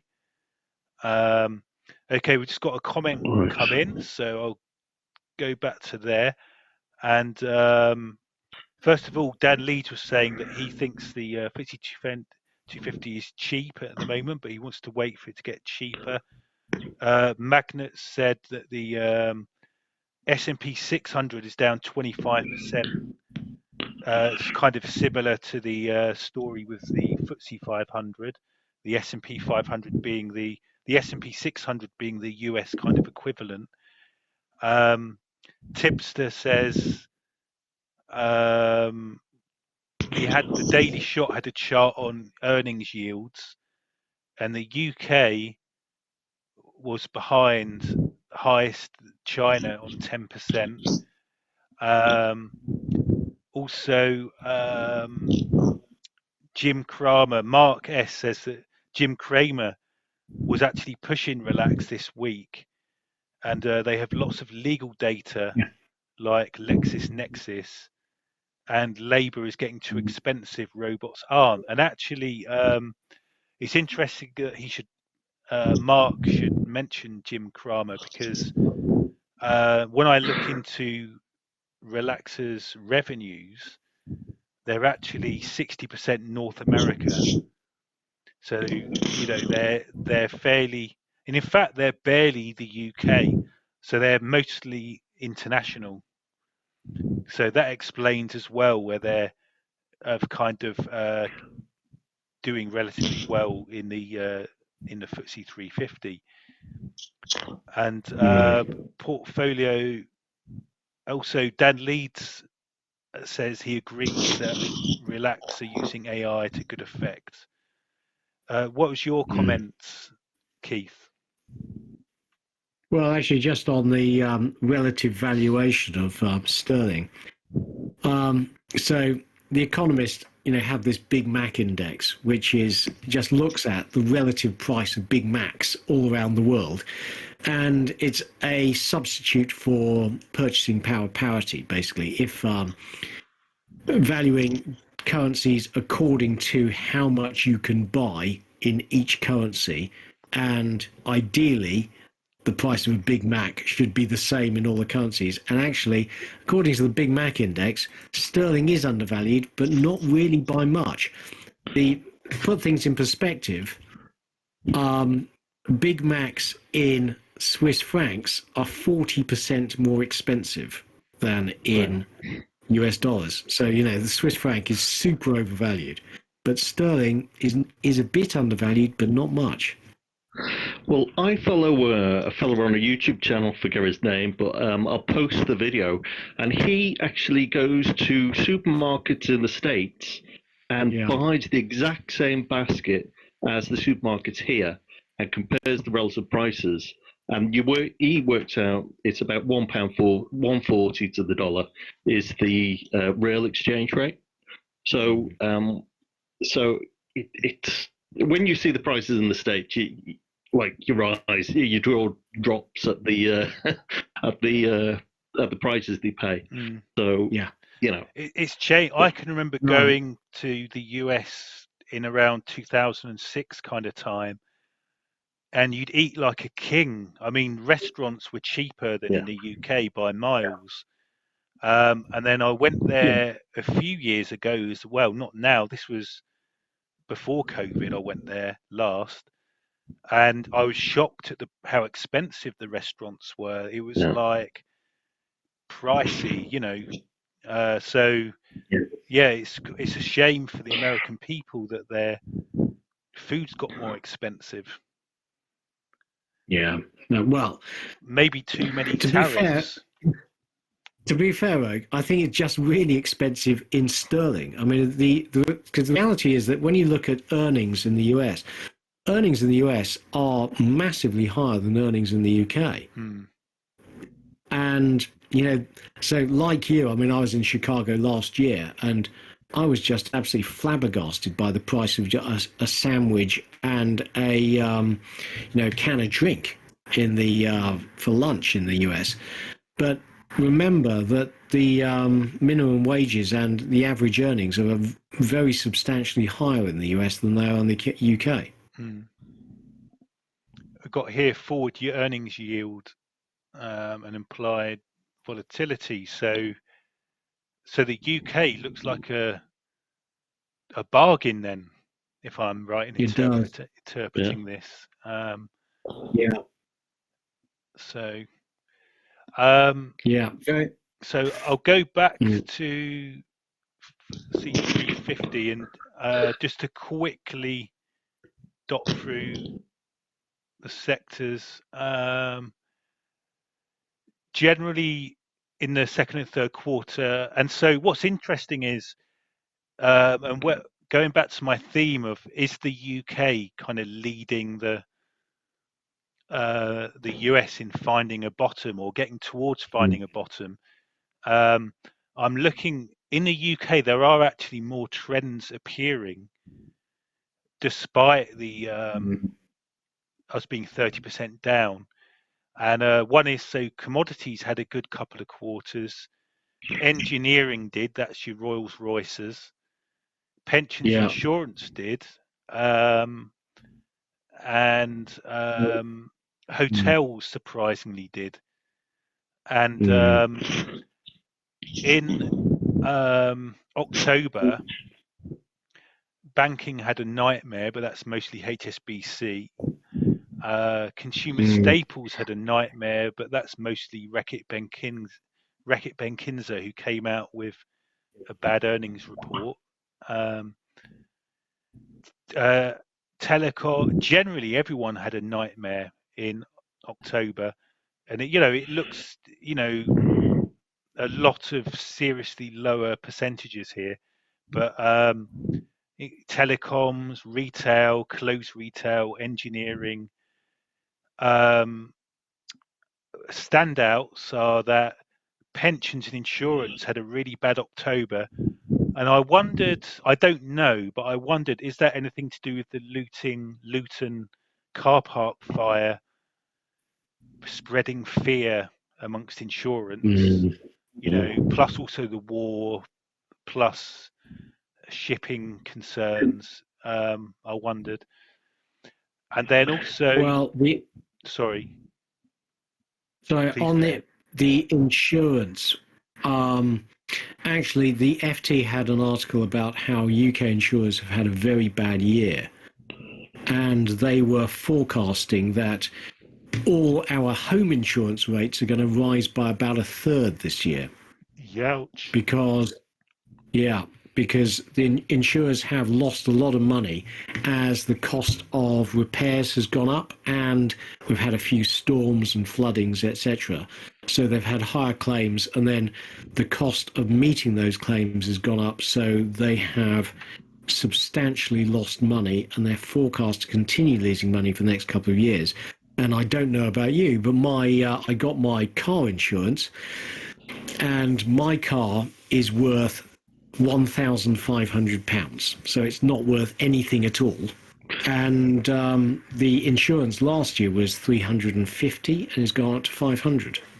And so, 500 quid for a car that's only worth 1,500 quid, I take as not great, frankly. But I did check it, look around. Yeah, mine came in I think, so mine came in about January time, and I was so offended that they actually wanted to charge me more, that I switched to a different insurer. But the only reason why I got a lower rate with the different insurers because I had other business with them. But it was the first time in my life that my insurance had actually gone up with an extra year's no claims. Right. But so that is, not nice for those of us who have to pay bills. And the that was insurance in the FTSE250, and then the other standout was financial services, but then also chemicals. Actually, the one, chemicals have had a very bad performance, and that's obviously, I think that's linked to the cost of natural gas and how really it's just not cost effective to make chemicals in Europe when you're up against Chinese and Russian competition or Indian competition. Airlines had a nightmare as well. The only things doing well was sadly again defence, up 9% in October, and the London Stock Exchange, which is curious to me, what they're all about in terms of their price performance. Well, I think with the London Stock Exchange, they're selling data again. So they have got a Refinitiv, they call it, service where they sell all sorts of data on stocks. So they've got a nice little business there. So that's added a lot of value to their sort of monopoly anyway, you know. Interesting. So, but it's on a high PE, and you know it's on a very high PE, and are the earnings going to carry on going up? You know, so I mean it's overvalued, isn't it? But so yeah, so you expect it to come down. Yeah, we've got a joke from Dan Leeds that they're pricing your insurance on the possibility that you run into the back of a cyber truck. And Well, on that, given he just said that, sorry, go ahead. well, given everyone's just said a Cybertruck is basically immune to bullets and compound bows. I think if I ran my car into the back of a Cybertruck, my car would come off the worse. Anyway.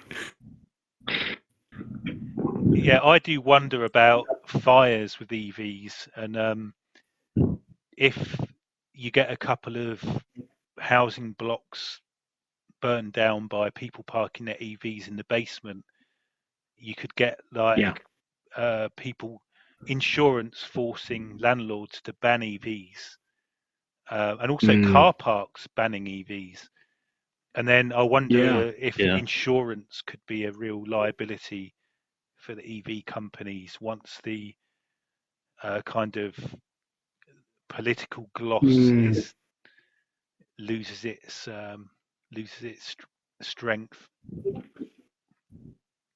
We've got a comment from Dan Leeds that some insurers are pulling out of EV cover due to the cost of repair. Apparently, Joanne Lee saying that apparently John Lewis won't insure EVs. Interesting. That's interesting. I mean, I know that to change even a tiny bolt on a Tesla costs a lot because you have to. It has to be the Tesla own sort of repairer that does the job, and they charge a fortune. So that makes sense that it's going to be hard to get insurance. I'm assuming with all the Chinese EVs that come over, that will be coming over or are already over, then there's no garages. So, you know, that's another thing. It's a specialist service, so it's going to cost anyway, even if they're more generic and more available in number. So, yeah, interesting. Yeah, and Dan Leeds has shared a video there if anyone wants to go back and click on that after the show. So it's interesting going back to this theme of the downfall of the FTSE 350 being more extreme than that of the S&P 500, and asking the question: are they at different stages of a bear market? The S&P 500 here we see is in October. It's bearish, you know, it's mostly bearish, but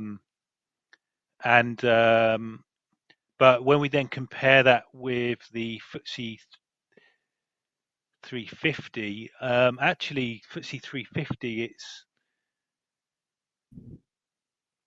the same, maybe about the same in terms of the diversity of stocks, but there's two green ones, so probably no comparison there actually, but I'm hoping that again this might give some signal eventually that we've bottomed out, or that we're bottoming them out. And well, as somebody who is generally too early in buying things, Vogue, I think the FTSE 250 I think is a long way from bottom. I wouldn't touch it. So I'm just going to wait for you to go in, and then wait another year. Yeah, exactly. Another year. So yeah, but I'm hoping that with I'll start to see some of this. You get some sectors that are traditionally good, you know, a bit sort of defensive sectors that are good for when you're nearer the bottom, and so I'm hoping that I start to see on the quarter by quarter some patterns emerge here, and we'll see. Mm. So, Yeah. I guess. Okay, yeah. Oh, has anyone any comments generally? Does anyone disagree with me? Anyone got any criticisms of these analyses? And anyone got any particular feeling on where the FTSE's going? Well, Or have we it's kind of covered it already? Well, just my general point is, well, thank you very much for like the chart of the FTSE 250. I had not realised just how bad the performance was, because I had previously shown a chart of the FTSE AIM all share, which has been absolutely disastrous. But I didn't realise how bad the 250 had been. Yeah, because the all shares hidden by the effects of the FTSE 100, so you don't get quite as good as you don't really get. You get worse data. You get evened out data because when you look at the all share, you're thinking this must be everything, the best data set to follow, but I don't think it is, because just a handful of stocks have so much power over it, and they you know they had the top 10 stocks of the FTSE 100 have an overbearing effect because they have hopefully I've got that on here. No, I've got it on a different chart, but they the value of these stocks are like a very large percentage of the FTSE all share. So Yeah. I'll go ahead then with some of these ideas, and let's see how we go. Yeah. I'll do a few, and as soon as everyone wants to stop, we can stop, and we can always continue another Sure. time. So here's my investment idea funnel, and I like to go into things when they've been completely nuked, Yeah. and invest in them for a while. And currently, I've got uranium and oil as my main investments, which I'm in the end game now. I'm looking to sell both of these when I think the time's right. So I'm desperate for Yeah. some new ideas. I'm currently sitting 50% in cash and money market cash mostly, and Swiss francs. But I'm 50% in cash, and I'm desperate for some new ideas to hopefully go into maybe even this quarter, but maybe more halfway through next year kind of time frame. And so far I've got these, which are bonds, gold miners, banking, Latin America, pharma, and the S&P 500 eventually. Now, something I've learned from doing my channel is now I tend to go through sector investment ideas first, Yeah. and then I'm only going to start investing on individual stocks as a kind of bolt on to some of these. So I'll invest in some of these first, and then maybe not these if these are all trash, but I come up with my main idea first, invest in the whole sector, and then I plan to invest in individual stocks as like a bolt on, which I can then niftily get out of as well. So we'll start with some of these. I've put together some pension fund and investment fund idea examples. So Yeah. disclaimer, I'm not a financial advisor, speak to a financial advisor. Yeah. But these are good kind of proxies for us to discuss each idea. So yeah. Okay. So can I come in here, man? Sure. Because first of all, obviously, I think GILTS long bonds do really well when inflation comes down and the market starts to anticipate the Bank of England cutting rates harder than they're currently anticipating them. And, we previously talked about how the market is currently expecting the Bank of England to only cut rates down to 4.5%, which seems absolutely absurd to me. Then bonds do well. Now, where I was going to criticise your idea is that if you buy the Aviva gilts fund, you pay capital gains tax on the capital gain when the bonds rise in value. If you buy the underlying gilt, it is exempt from capital gains. So I would not buy the Aviva fund. I would buy an individual gilt. So if you buy it as part of a pension plan, do you still pay the capital gains tax? No. If you buy as part of a pension fund, then you don't pay capital gains. That's fine. Or if it's within a SIP. Yeah, no, those are all fine. Right. Yeah, so I was, I'm assuming you bought them outside that, but you're right. No, but it's a very important distinction. So all of these funds, you need to buy them as either part of a pension fund or within a SIP to escape paying capital gains tax. Yeah. If you invest in bonds, you want to do that. You want to actually invest in if you can't do it by either of those means, you've got to buy the actual gilt to gain the tax advantage. Otherwise, if you buy this outside of, using a fund outside of a SIP, you'll suffer capital gains losses. Yeah, absolutely. So starting with the bonds then, and I'm a newbie to bonds actually, and I'm going to basically talk like a total newbie, and I know that you're an expert on bonds, so hopefully you can. It turns out I'm not. And no, but at least you're unlucky with your trade this year, but certainly you know a lot about bonds, so you can perhaps correct me if I go wrong. So I was on the Pension Craft YouTube channel, and he actually tipped this Treasury T26 gilt, and it's actually, it's actually quite a good channel. I think you're aware of it. It's quite. I am. Yeah, no, it's a good channel. It's one of the ones Absolutely I look at occasionally. But I think he actually chose this mainly because it helped explain how gilts work. Yeah.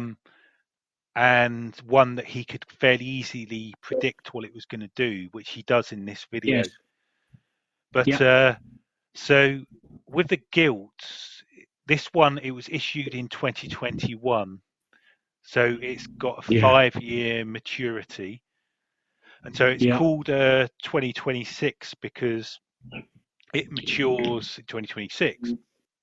So the value was January 2026. Yep.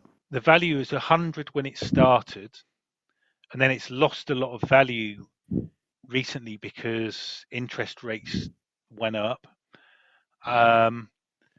But when it matures, it will go up to 100. So if you sell it now, if you wait till 2026, you'll get all your money back if you bought it here. Yes. And so he's saying, if you buy it now, it goes up. Now, the negative is that it's currently 90. So the first question is, this yield, they say, is that yield per year? No, that's hang on. So the yield, where's the yield? Here it's 0.125%. Okay. Right, so the 0.125% is the coupon yield. Okay, Yeah. so that is on par. So you pay. So the gilt is valued at par 100, and every year, for every £100 of gilt you own, you'll get £1.25 in interest. Now they're trading in the market is that roughly £91. Okay, so in interest every year you'll get £1.25, and you're paying £91 for that. Actually, no, it's much less. It's not £1.25. It's 12.5p. You know, So it's getting 12.5p per 12.5p year. per year. Right. Okay. Yeah, that's Yes. the interest you're getting.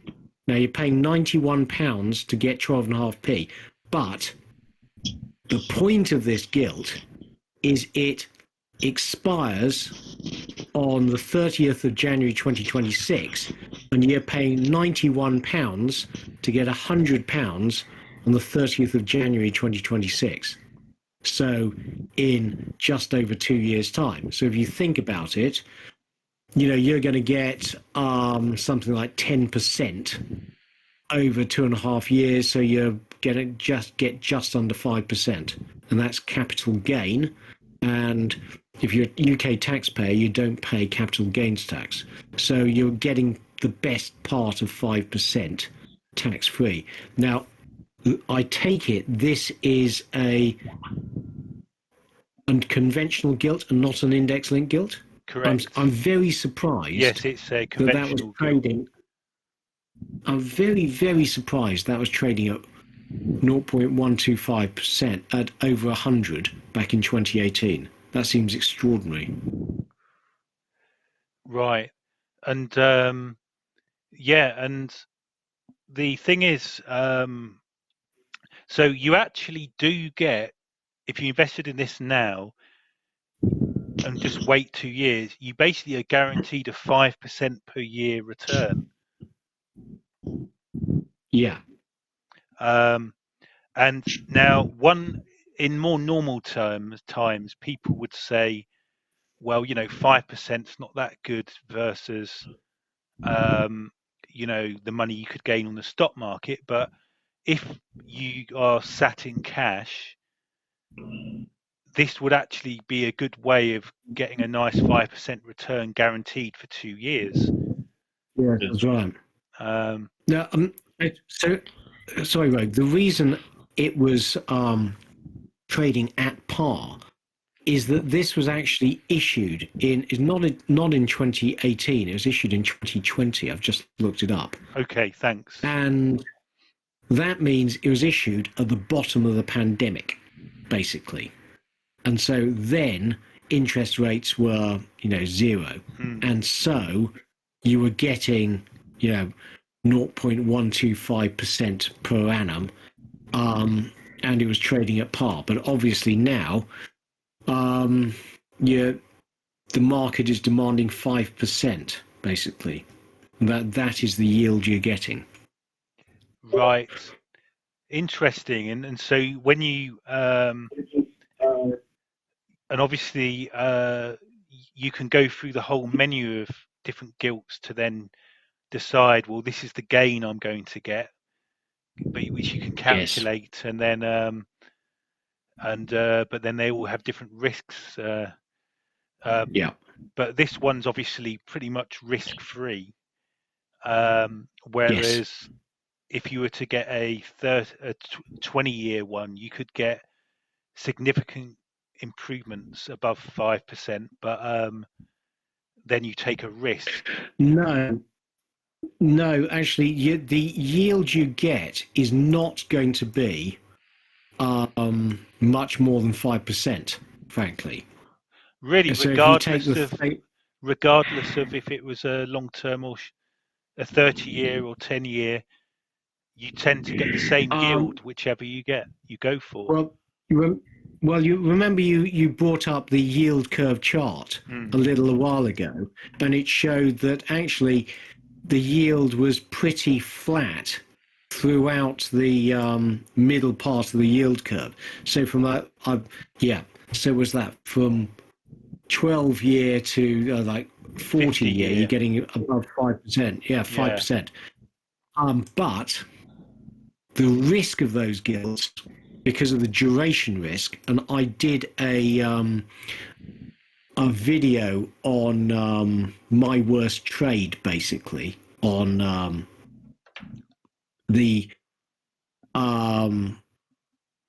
so no, I did a beginner's guide to bonds. That's right, on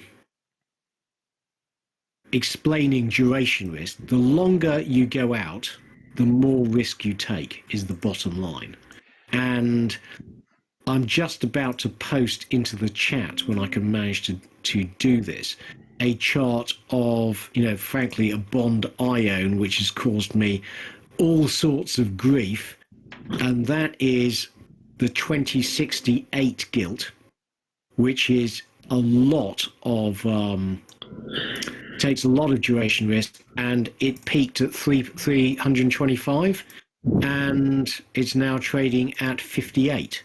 So it's down 80% from its peak. Now, if interest rates were to go back to where they were 2 years ago, then you would expect, hopefully, that the price would go back to 350, and you would make an enormous amount of money. But that is sadly unlikely to happen. Right. Let me see if I can do this. So the more duration risk you take, the more volatility you're going to take. So there you go. So that is the long-term share price of T68, the 2068 gilt. Now, it peaked at over 325 during the pandemic. I started buying it at 100, and I've got absolutely murdered. It's down to 58. But, that when we were talking earlier about volatility, in the coming recession, where's it going to peak? Will I get back to 100? Not sure. I'll certainly get back to 80 or 90, though.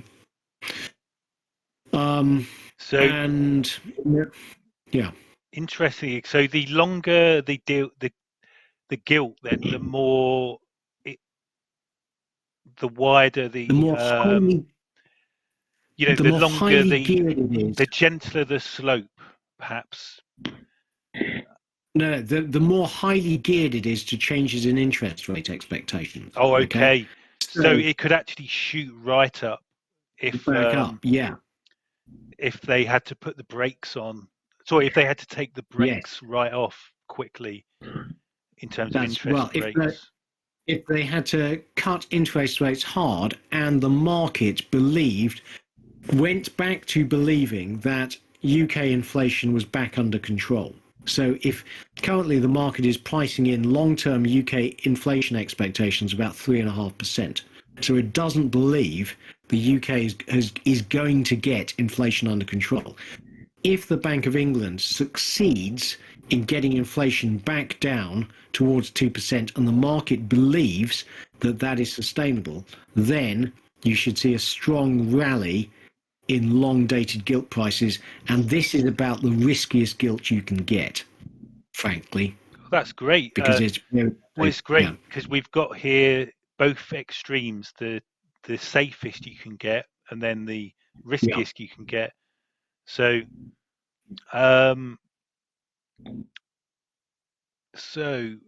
I've got. I'm just thinking, were there any other questions I had about that one? So a question I had is, why don't people just wait, not bother to buy gilts, but just wait for them to be in the upswing if they all end up at 100? Well, nobody's expecting them to fall as precipitously as they did. And yes, if you think they're now in the upswing, then absolutely start buying them. But, the thing is, Rogue, I actually, believe it or not, did try and time this. And I really did not do a very good job.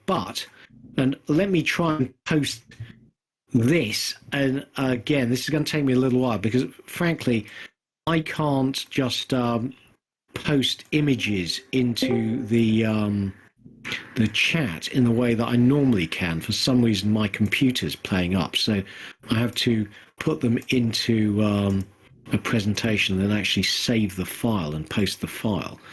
But when I post this, you'll see that actually, I was trying to buy it on upswings, and none of the upswings lasted for, more than a couple of weeks. And then I got a downswing. So,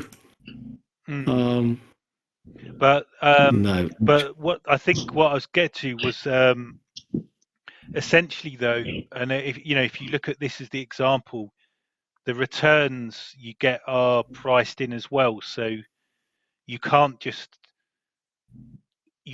jump on every bond on the upswing, because taking this one for an example, the closer to the end you go to, the interest you're going to get is calculated in, and the distance is calculated in. So you're only going to get you're never going to beat inflation, basically, because the market efficiently corrects for that. So you couldn't just jump. You couldn't just try to jump in on every bond at the end of its life to take, because they all upswing, because there's a adjustment for the return you get. So you'll never beat inflation by doing that unless you're lucky. Sort of answering my own question there. Sorry if I hope it made sense to some people at least. But this is kind of a learning experience for me, really. I'm kind of learning. I'm a bit of a bond newbie, as I say, and thanks for kind of helping me out. So this one you've just posted, I've got up the 2068 T68. So it's like, Rogue, it's actually, I've just posted another one with some trend lines stuck in. Yeah. And the trouble is, what caught me out was I was actually trying to, catch the upswing. And the upswings, they can last a month and then totally reverse. Yeah. So, I mean, I'm not very good at technical analysis, but, when you're trying to time, the turnaround, I just kept on getting caught out, thinking, right, we've seen the bottom. And then that upswing didn't last, and we went back to, falling to new and frankly catastrophic lows. What's interesting here, you can see how quick they can change as well. Yeah. In September of 22, you can see how dramatic. You can see how exciting bonds are. Yeah. Well, that was the Liz Truss stupidity, frankly. I wish somebody had called me, because that day when it went down to 46 and then the Bank of England intervened and, within 2 days it was 120. If you had bought at 46, you would have more than doubled your money within 24 hours. Absolutely extraordinary.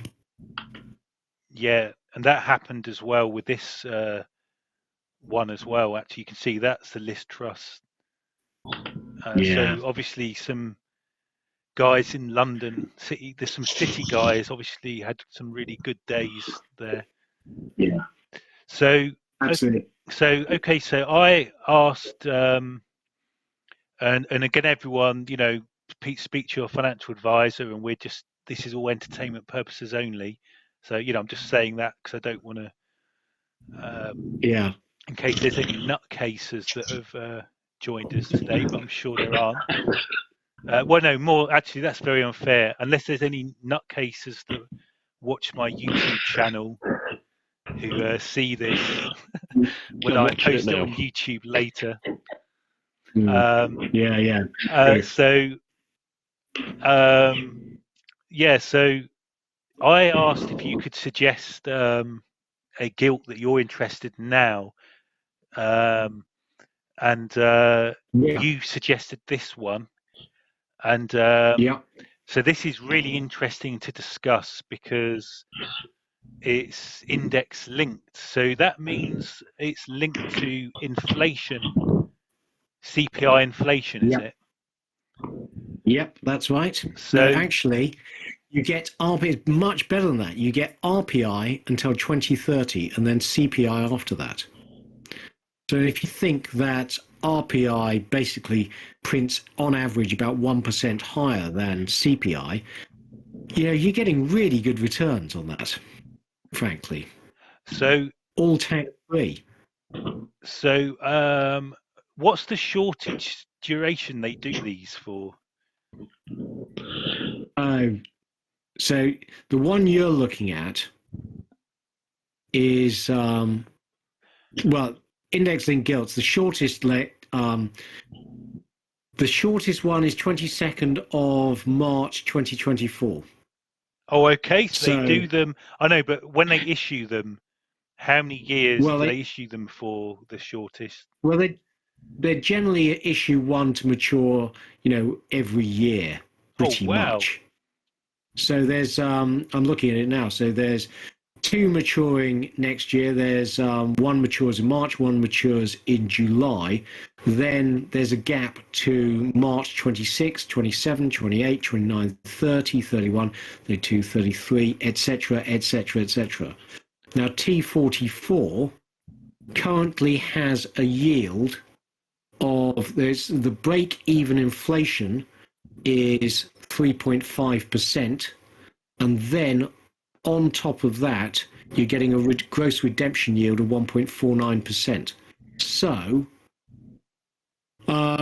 it's yielding 5%. Right. So as of now, so typically, obviously, when it was first issued, it used to Yeah. get, say, only 0.5% or something when inflation was low, or 1%. Yes. Yeah. But now it's on. You're getting 5%. It's basically whatever happens. If you believe in runaway inflation, which a lot of the gold bugs I follow do, Yes. then this would definitely be one. And also, given that the yield curve suggests long-term 5% inflation, again, Well, actually, so Rogue, if you're interested in UK bonds, you need to look at yield GIMP. And so somebody on our Discord put me onto this, and that gives you the yields of every bond in the UK, and it's really useful. And what it shows is that currently the market in long-term inflation expectations are about 3.5%, which is well above the Bank of England's 2% target. So if inflation expectations come down towards 2%, long-dated gilts do really well. Now, the one thing I need to make clear about long-dated index-linked gilts is that you only get that yield if you hold those gilts to maturity, okay? Because as you have seen from the price of these things, if inflation expectations rise, the price of these gilts craters, okay? So, in the case of T44, its price has gone from 175 to 75, so it's more than halved. So sorry, did you say you don't get that yield paid to you every year you own it? You only get the yield at maturity. Exactly. That's right. So what you get every year is 0.125%. Yeah. Oh, I see. Okay. And but you Yeah. don't get the but the inflation linked, you do get that, but Yeah. only when it expires. Exactly. If you have to sell it in the market before the expiry date, you get the price in the market. And the price in the market goes all over the place, as you see here. So, if you'd bought it at 175, you would have been getting a negative real yield of, 1.5%. So inflation minus 1.5%. And that move from inflation minus 1.5% to inflation plus 1.5% and an increase in the inflation expectation has meant the price of that bond has crashed from 175 to 75. And if you were to sell it now, you would have lost an enormous amount of money. But if you hold it to maturity, you'll get the economics that you expected. So if you bought it at 175, expecting to get inflation minus 1.5%, when it matures, you will have got inflation minus 1.5%. And if you buy it now and you hold it to a maturity and you get inflation plus 1.5%, that's exactly what you get. So it's much more. A question is, why would people sell it when inflation's going up?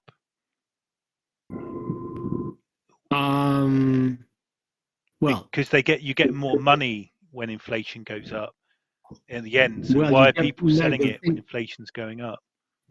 because the price is falling. Okay, so it depends on the price in the market is falling. If you expect the price of this bond to keep on falling, the rational thing to do is to sell it and buy it back lower, for example. And is that because they are issuing other index-linked gilts which have a better interest rate? No. So why it's just that why does the price go down when inflation rises to this? So as inflation rises, the thing about index-linked gilts is that all the money comes as a lump sum at the end of the life of the gilt. So we talked earlier about what your cash flow is from this gilt. For every £100, every year you get 12.5p. That's the only cash flow you get from this gilt until at the end, when it matures, you get 100 times inflation from the date it was issued to the date it expires. And that's a hell of a lot. Okay. So if you think inflation, averages 2%, let's say over the course of 20 years, then roughly you're talking about 50%. So you would get 150 when it expires in 2044, if it has a 20-year life, let's say. Now, the value of that 150, you discount by your yield expectations, your interest rate expectations. So if you discount that 150 by 5% where it is now, then it's worth a lot less than if you discount it at 1.5%, which is what you were expecting 2 years ago. And so that's why the price has totally collapsed. And this is what people misunderstand about index-linked gilts, is that their price is incredibly sensitive to changes in yield expectations and actually, therefore, to changes in inflation expectations. So when inflation goes up, if you hold the gilt to maturity, you are well protected. If you want to sell it in the market before that, you can get absolutely crushed. So do you understand? Do you understand what I'm saying? I do, but well, I understand the explanation, but I'm still working on the incentive, I guess. And I think, is it like an opportunity cost? So is it essentially, are people measuring the performance with inflation against the opportunity cost as measured by what interest rates are? So no, it basically, the bonds are basically pure maths. So you've got your terminal value, expected terminal value, and as yield interest rate expectations rise, the current price of that bond you discount by a higher discount rate, and so its present value is much lower. It's as simple as that. So Yeah. as yield expectations rise, the present value of that gilt collapses. So the longer the maturity, the more the current price of that gilt is sensitive to changes in interest rate expectation. And that's can be a good and a bad thing, in that, if you want to make lots of money, you buy and you expect interest rate expectations to come down, then buying really long dated index linked gilts gives you a lot of risk and a lot of gearing. So, when we talk about T68 previously, its price was 325. It is now 58. Now, where do you think it's going to go? I mean, if it goes back to the middle of that range and 150, you more than double your money. Yeah. Now, is it likely to do that? Probably not, actually. But is there a fair chance he'll get back to 100? Actually, I think there is. At the bottom of the next recession. So You could. I've lost a lot of money currently, but am I in despair? Not really. So the thing is, so because of discounting interest rates and kind of opportunity cost, that's why they're worth less. If interest rates go down, it means they're worth less. No, if interest rates go down, they're worth a lot more, as long as yields come down with interest rates.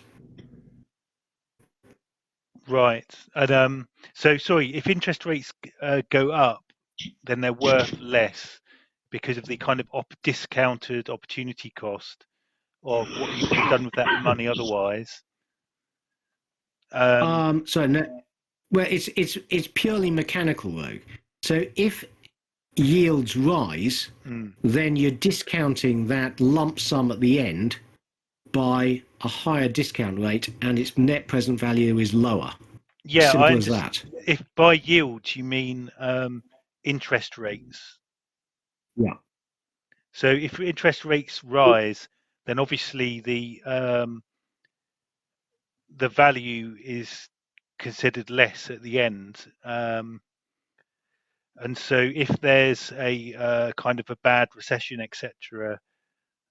Well, no, interest rates would rise if there's inflation. Yes. So if because of inflation they have to raise interest rates, then the value goes down because it's kind of a discounted. It's like discounted cash flows, isn't it? Where you. Yes, exactly. That's exactly right. But at the same time, so inflation, that's like a separate.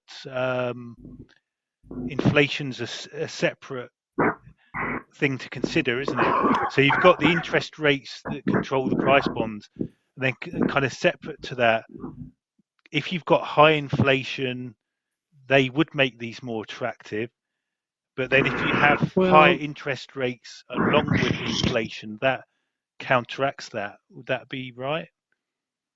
Well, the higher inflation, if you hold them to maturity, it's good for you. Yeah. 1 minute. Sorry, I think Muscle Right. I think you've got your mic open. Oh, sorry about that. That's all right. Bit of a cough. So if we, higher. Well, the thing is, higher inflation will actually depress the price because all else being equal, the yield expected on conventional bonds will rise because inflation's gone higher, and the yield on index-linked bonds and the yield on conventional bonds should always be the same. So higher inflation expectations will lead to higher yield demand for index-linked bonds and therefore a fall in the price of index-linked bonds.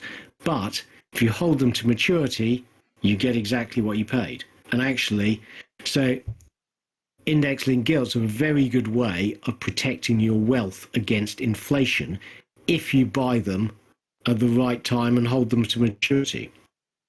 Thanks. So thanks a lot for your patience with me there. Sure. really appreciate. And so we've talked a bit about just individual bonds you can get now, but then also you can buy these. I mean, here's the Aviva Gilt pension fund, but there's also Yeah. other ones you can get. But I just pulled this Yeah. as an example, and we've got here a short-term one where most of maturities are before 2028. Then I've got here a long gilt one where these go all the way out to 2060. So now doing it this way, you kind of have to be less of an expert perhaps when you buy an individual gilt, what you're doing. Sure. But the interesting thing is, though, I've noticed that whether they're short term. Okay, sorry. The first question is, um, do the pension funds basically hold them all to maturity? Is my first thing. Will they hold all of their assets to maturity? I doubt it, actually. I would strongly suspect that they are targeting a certain maturity. So they're saying our gilt portfolio has to have an average maturity of 20 years. And so they will be letting, they'll be letting the near-term ones expire. You're right, and then buying longer-term ones. I don't know. You'd actually have to read the docs. So okay, and they obviously have a value rather than, which is different. Obviously, to if you actually just buy an individual gilt, and would this be influenced by things like people going in and out of the fund? Would you have thought, or do you think it's Well, I'm not sure. I mean, again, Rogue, you'd have to look at the discount to the NAV of the fund. So, if the fund is trading at a discount to NAV, that could be a good deal. You're getting, so let's say it's trading at a 15% discount to NAV, then you're getting a 15% yield uplift. okay? For example, I could check that. So if I type in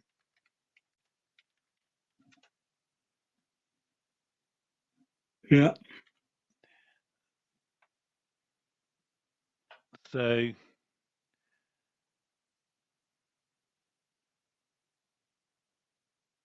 okay, so they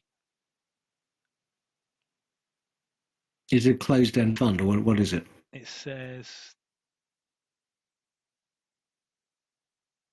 fund type, income treatment accumulation. Yeah, okay. So UK pension, I don't know what that means actually. Don't know what a UK pension fund is. So is that a closed-end vehicle or is it open-ended? I don't know. Okay, so I'll need to look into that. But Yeah. the important learning point here, though, is that when you buy one of these things, you can't just think it's a perfect analogy of the gilts themselves. There could be other Yeah. things that need to be researched, and I noticed that actually the behaviour of this is the short term, this is the long term, and it's an almost identical chart. You see, it is like an identical chart, only the short term has. If we go up, we see that the short term one has a less extreme performance than the long term, but not by much. Yeah. So that makes you think there is something else going on there other than just being a kind of raw exposure to gilts. So can you show those returns again, actually, Vogue?